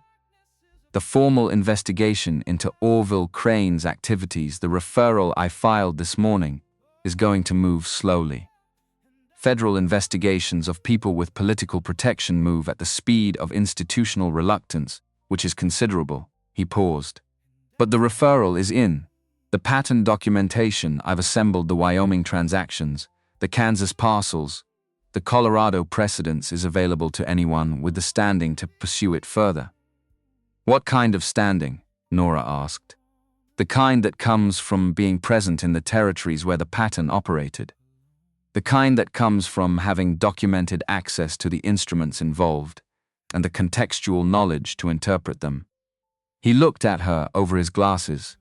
"The kind that comes from someone who knows what to look for when they're somewhere." She understood what he was offering.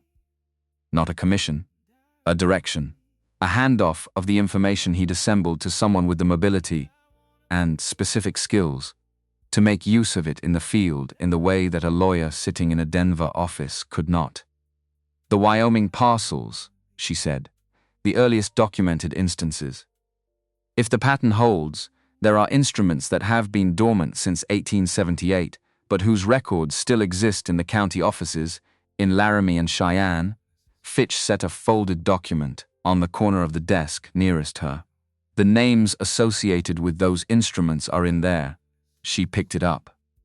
Elias looked at her from across the desk, with the gray eyes she'd spent 16 years keeping at a careful interior distance.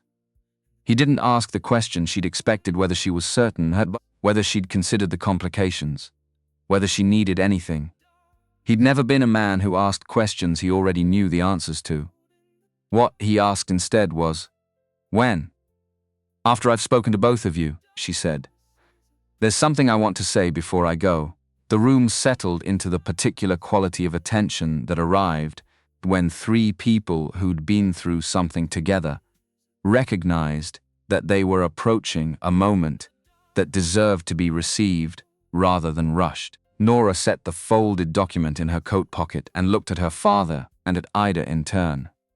"The 12 acres," she said to Elias. "The ones you retained in the sale." He looked at her. "You mentioned them," he said carefully. "I want to know where they are." Specifically, a pause in which Elias appeared to be determining what the question meant, and arriving at a conclusion about it. 2 miles east of the old ranch house site," he said. "The flat ground above the creek bend. Your mother chose that particular acre on the first day we arrived in Colorado. She stood at the high point of it and looked south toward the mountains and said that was where she'd been heading all along. Even before she knew it," he looked at his hands, "I retained 12 acres around that point." including the high ground where she stood. Nora looked at him. She thought about what it meant that a man had refused 6 purchase offers over 3 years, endured 4 days of captivity arranged by his own son, navigated a federal investigation and an arraignment and a week of legal machinery, and had, through all of it, retained the specific 12 acres where a woman had stood in 1852 and decided something. It was not a small thing to hold on to through all of that. It was the kind of thing you held on to when it was the reason for holding on to everything else. "I'm going to build something on that ground," Elias said.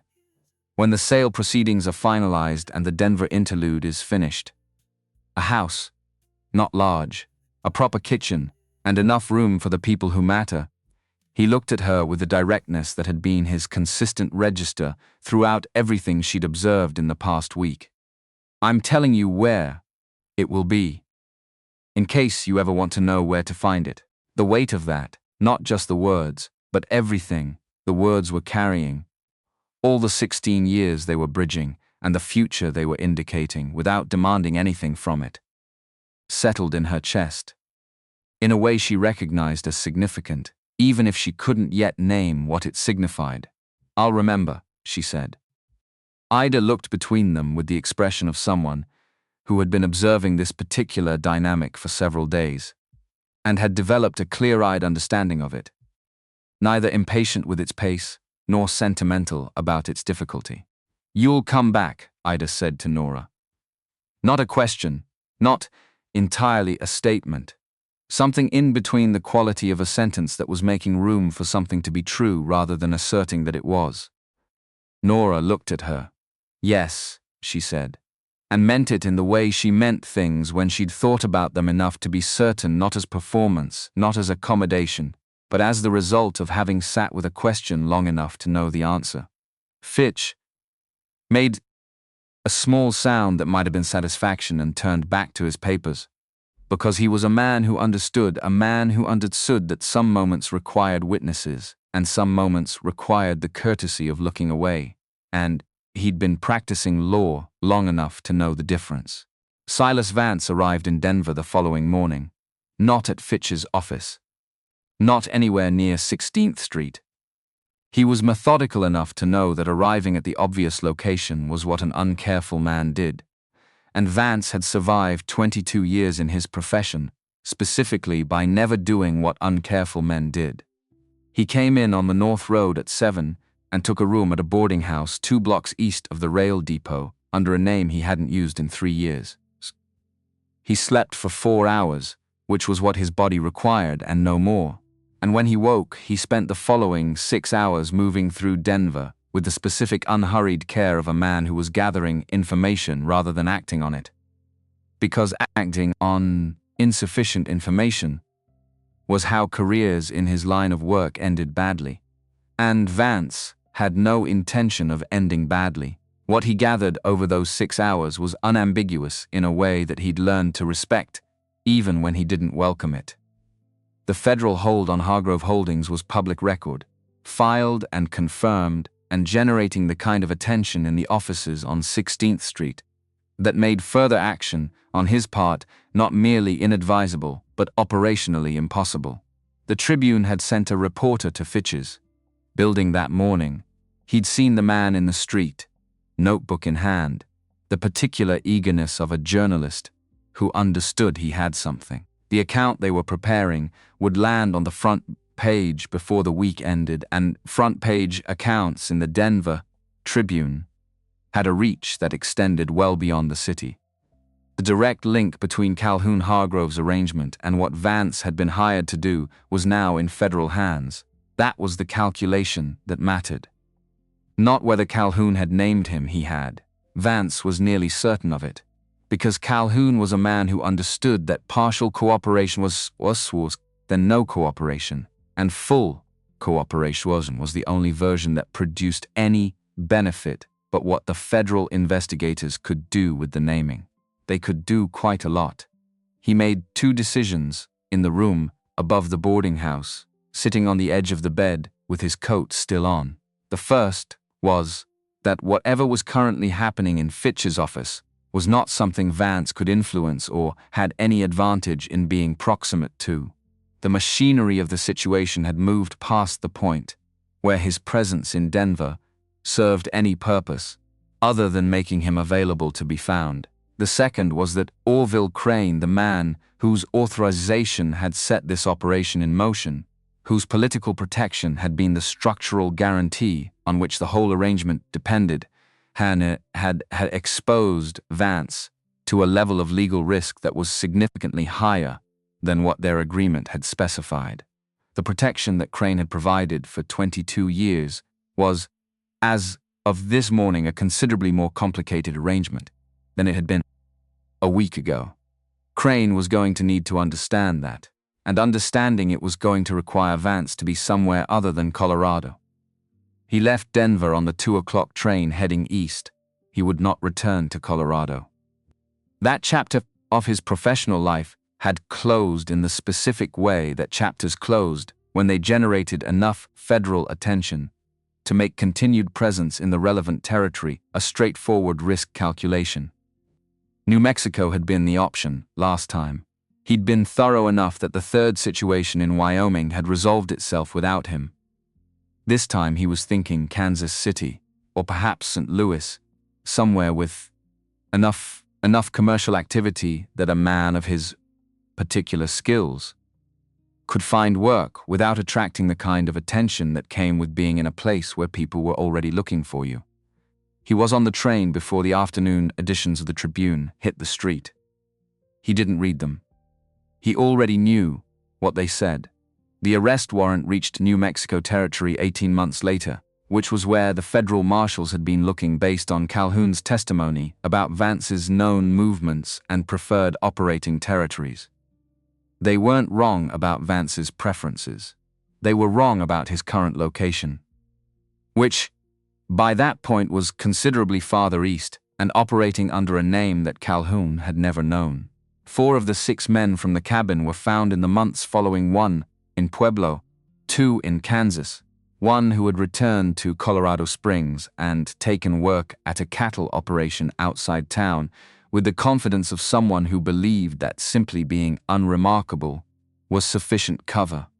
The remaining 2 were never located, having made the correct calculation that the men who'd hired them, were in considerably more trouble than they were, and had used that asymmetry as an opportunity to become different people in different places. That was the nature of these situations. They resolved themselves unevenly. Some threads pulled all the way to their ends. Others frayed at a certain point, and you learned to accept the fraying as the realistic limit of what any investigation could accomplish.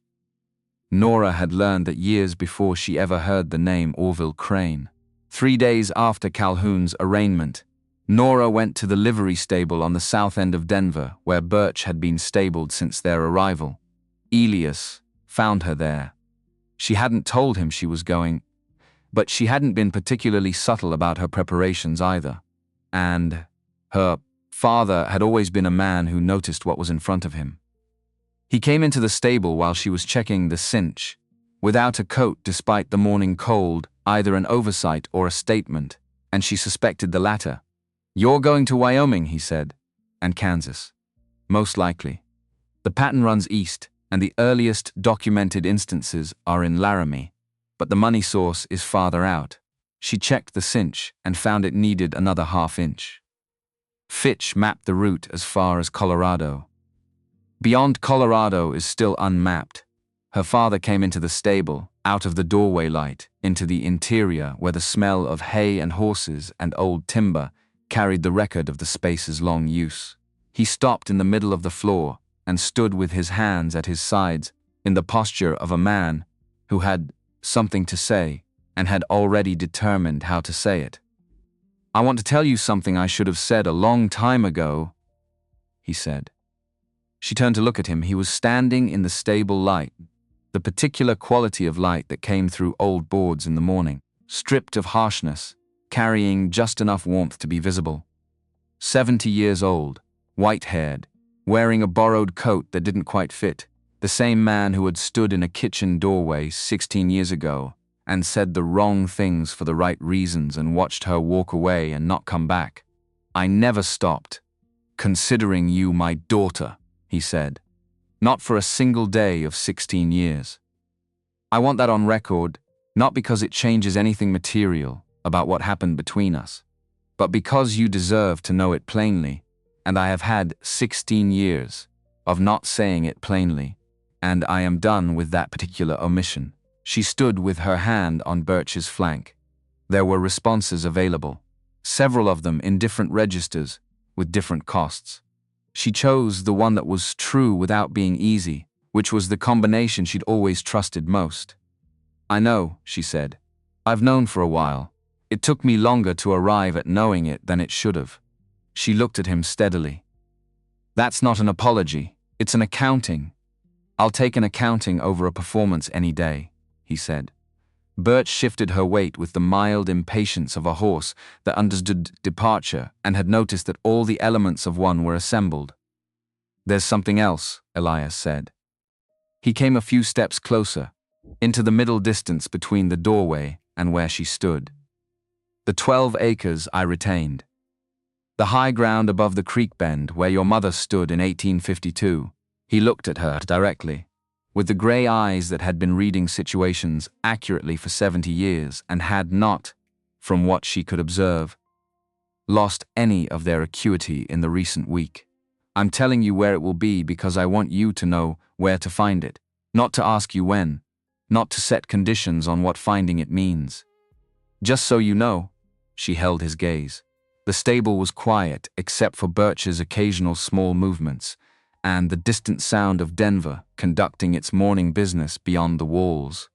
In that quiet, the full weight of what he'd said moved through her, not the 12 acres specifically, not the house he intended to build, but the quality of the offer itself. The specific generosity of a man saying, here is where I will be without attaching any requirement to the saying of it. It was, she thought, exactly the kind of thing her mother would have done. I'll remember, she said, the same words she'd used in Fitch's office, carrying the same meaning, not a promise of timeline, but a promise of retention, of the thing being kept rather than set aside. He nodded. Once, the nod of a man who'd said what he needed to say and understood that saying it was the whole of his responsibility. He extended his hand. She took it. The handshake lasted 2 seconds, honest, sufficient, the kind that belonged to two people for whom extended physical contact would have been performing an intimacy that the actual relationship, however real and however complicated, was not yet ready to perform. 2 seconds was what was true. 2 seconds was what they both had to offer in that specific moment, and they both knew it, and neither of them pretended otherwise. Go find Crane's money, her father said. She got on Birch and rode south out of the stable and onto the Denver street. And she did not look back. Not because she was closing something this time, because she was going in a direction and the direction required her attention forward, and some things didn't need to be looked at to be real. Some things were real precisely because they didn't require the looking. The street opened ahead of her. Denver conducted its morning around her without acknowledgement. She rode south and then angled east toward the road that would take her to the rail line, and behind her, somewhere in the stable or on the street outside it, her father was standing in borrowed clothes in the October cold and watching her go with the specific quality of attention that she'd learned to recognize over the past several days as his complete, bass recording, without sentiment about what the record meant. She didn't need to see it to know it was there. The fourth climax was not Nora's. It belonged to Elias, and it arrived 9 days after she left Denver, in the form of a letter from the commissioner's office in Washington, confirming that the formal investigation into Orville Crane's activities had been officially opened, and that the referral submitted by Cornelius Fitch on behalf of his client had been received and logged as the primary initiating document.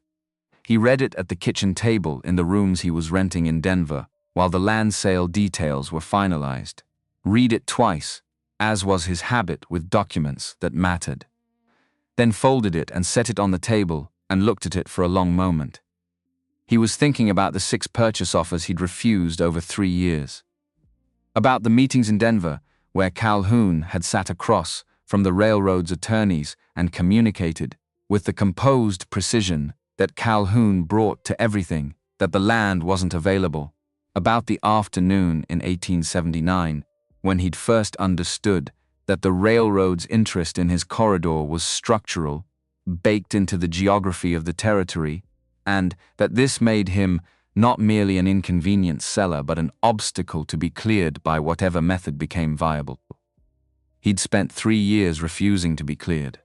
He'd spent 4 days in a cabin, being reminded that refusing to be cleared and being impossible to clear were different things, and that the difference had mattered in the end not because of anything he'd done himself from inside that cabin, but because of the people around him.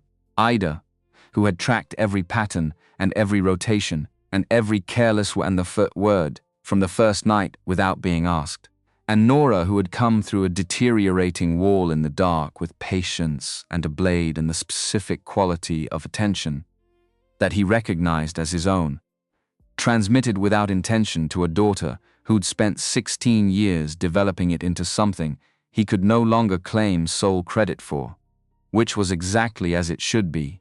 Your children became themselves. The parts of themselves that came from you were neither more nor less significant than the parts that came from everything else they'd encountered in the years of becoming. You hoped you'd given them the useful parts. You tried not to take too much responsibility for the rest. The Tribune account had run the previous week 7 columns, front page, naming Vance and the railroad's acquisition attorney and the financial instruments through which the Colorado operation had been funded. The Kansas Pacific had issued a statement through their legal office declining to comment on ongoing investigations. 3 members of the Colorado legislature who had been receiving correspondence from the railroad's lobbying representatives had gone publicly quiet in a way that communicated, to anyone who read the language of public quietness, that they were reconsidering their associations. The formal investigation into Crane was going to take time.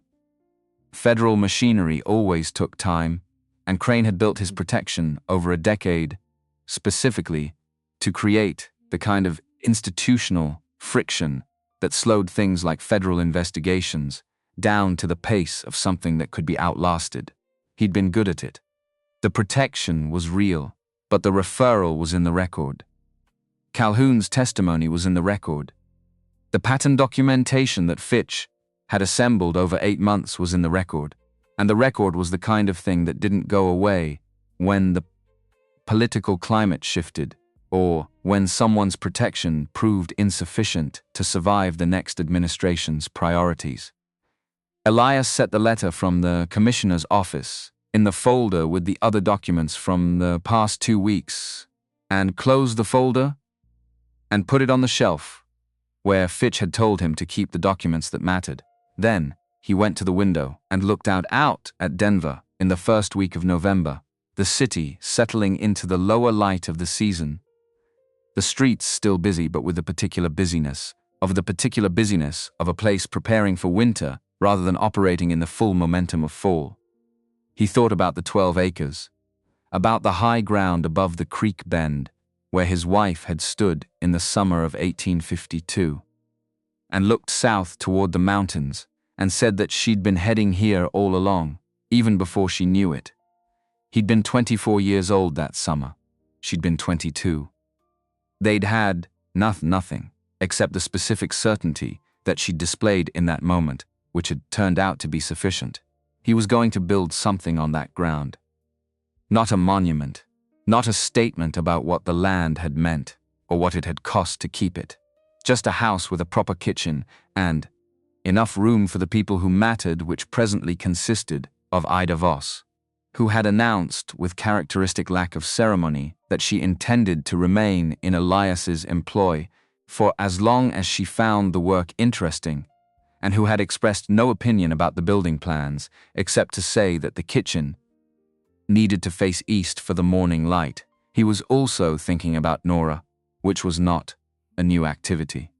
He had been thinking about Nora for 16 years in the particular way you thought about someone whose absence you had decided to honor, rather than fill with attention and without interference, tracking her progress through the world through the occasional fragments that Ida had shared, understanding that the tracking was all he was permitted, and that the permission was self-imposed, and that the imposition had been a choice even on the days when it hadn't felt like it.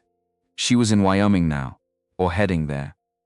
Following the instruments that Fitch had documented in Laramie, looking for the human architecture behind the pattern, the person who had connected the surveyor to the money that had moved before the surveys became public. It was the kind of work she'd been doing for 16 years, and she was, by every account Ida had provided, and every piece of evidence Nora herself had produced in the past week, exceptionally good at it. He'd told her where the 12 acres were. She'd said she would remember. He believed her. Not because she'd promised anything, and not because he needed her to, because he knew his daughter had known her from the moment she was placed in his arms, and had continued through 18 years of proximity and 16 years of distance, in the way that parents knew their children when they paid attention and didn't mistake their own preferences for knowledge of the actual person. She would come back when she was ready. The ready would arrive when it arrived, at its own pace and in its own form, and it would be genuine when it came rather than performed. Because Nora Calloway had never in her life performed a thing she didn't mean. That was worth waiting for. He'd had 16 years of practice. He could wait a little longer. 6 months after the arraignment, Elias Hargrove sat across from a new representative of the Kansas Pacific Railroad in Fitch's office. Not the man who'd been meeting with Calhoun, whose relationship with the railroad had terminated abruptly following Calhoun's testimony, but a different man, younger, sent from the home office in Chicago, with the air of someone who had been briefed thoroughly on what had happened and was tasked with demonstrating that the organization was approaching the situation differently. The price was 4 times the original offer. Elias negotiated it himself, without a representative, over 3 sessions across 2 weeks.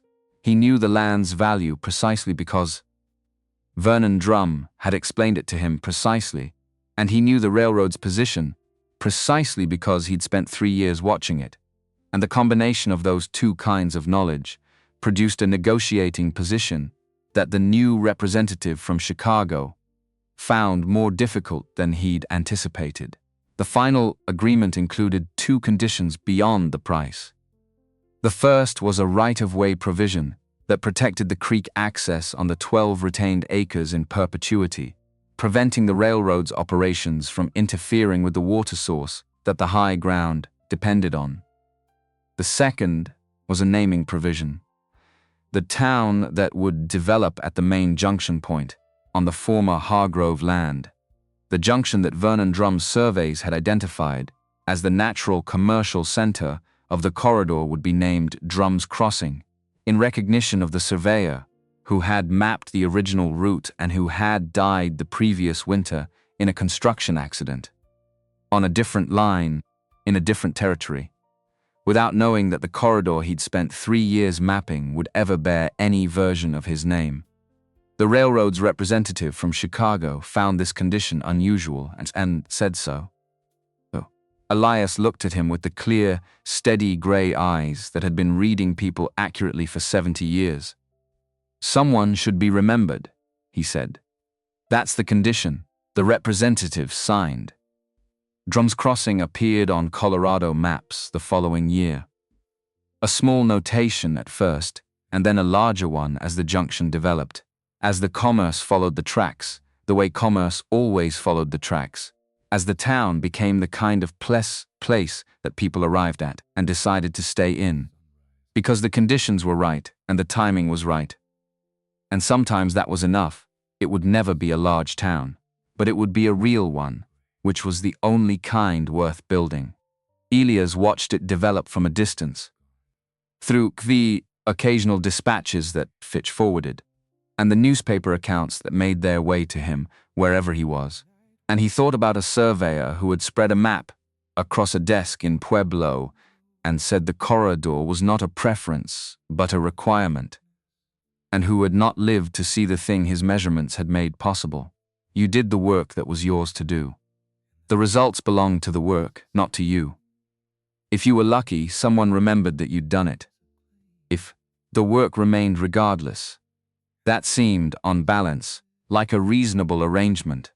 It was the arrangement the land had always operated on, long before anyone arrived to claim it in Nebraska. In late November, Nora read about the sale in a newspaper 3 days after the agreement was signed. She read the account once, sitting at a table in a boarding house dining room in a town whose name she would not remember a month later, and she noted the price and the conditions and the name of the junction town, and she set the paper down and looked at the window and thought about a surveyor who had unrolled a map in a small office in Pueblo and pointed to a corridor and said it was not a preference but a requirement. Someone should be remembered. She thought about that for a long moment. Then she thought about Wyoming and the instruments in the Laramie County Records Office and the name Thomas Laidlaw that she'd found in the dissolution paperwork of a banking instrument that had been closed in 1881.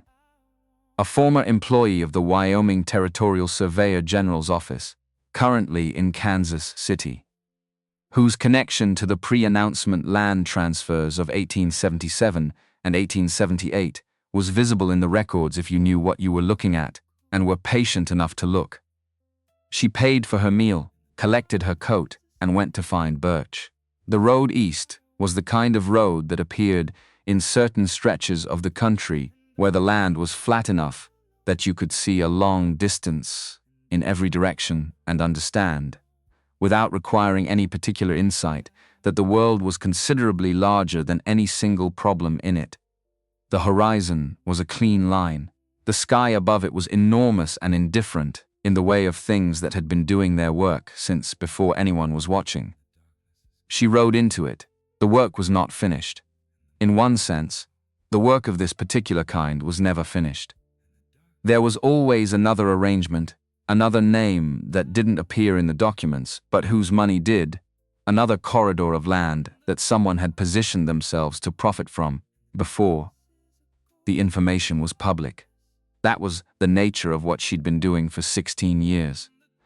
Not the elimination of the pattern, but the documentation of specific instances of it, one at a time, building a record that accumulated towards something larger than any individual case.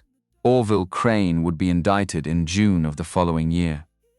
8 months after the formal investigation opened, after the Wyoming instruments were subpoenaed, and Thomas Laidlaw provided his statement, and 2 other men from the Surveyor General's office provided theirs, the federal prosecutor's office in Denver filed 30 pages of charges against a man in Washington whose name had not appeared in a single acquisition document over 10 years of acquiring things. Nora was not in Washington when the indictment was filed. She was somewhere else, doing something else, which was how it usually was, the resolution of one thing, and the beginning of the next existing in the same way of time. The work continuous in the way of work that didn't pause to acknowledge its own completions. She read about it in a newspaper several days after it was filed, read the account, set the paper down. Thought about a woman who had stood on a piece of ground in Colorado in the summer of 1852 and made a decision about where the rest of her life was going to happen, without knowing anything about what would follow from the decision, without being able to see how far the consequences would extend from the moment of choosing. That was how decisions worked. You made them in the present with the information available to you.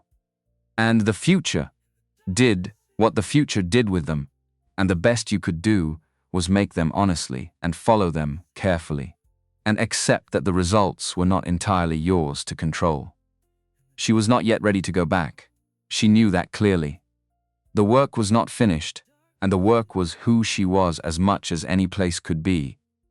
And she'd made a certain kind of peace with that truth at Cass. without pretending the 12 acres didn't exist, or that her father's words in the stable didn't mean what they'd meant when he said them. Riddy was not a decision. It was a condition. The condition would arrive when it arrived, and she would recognize it when it did. And in the meantime, she had a direction and a thread, and Birch moving steadily beneath her on a road that was going somewhere. That was, in her experience, the most you could ask of any given day. She pulled her coat closer against the November wind. Birch lengthened her stride without being asked, recognizing the quality of the road ahead and committing to it. The plains ran out in every direction to the horizon. The sky above them was enormous and clear. Nora Calloway, who had been Nora Hargrove and was still Nora Hargrove, in the ways that mattered and couldn't be renamed, rode east. Americans east under the American sky with the specific and deliberate quality of someone who knew what she was doing and why she was doing it, and had made the long, difficult peace with the understanding that knowing those two things was enough. Not everything. Not more than enough. Just exactly enough. And for a woman who had spent 16 years learning to live on exactly enough, that was not a small thing. That was, in the end, the whole thing. She kept riding. The thread was in her pocket. The horizon held.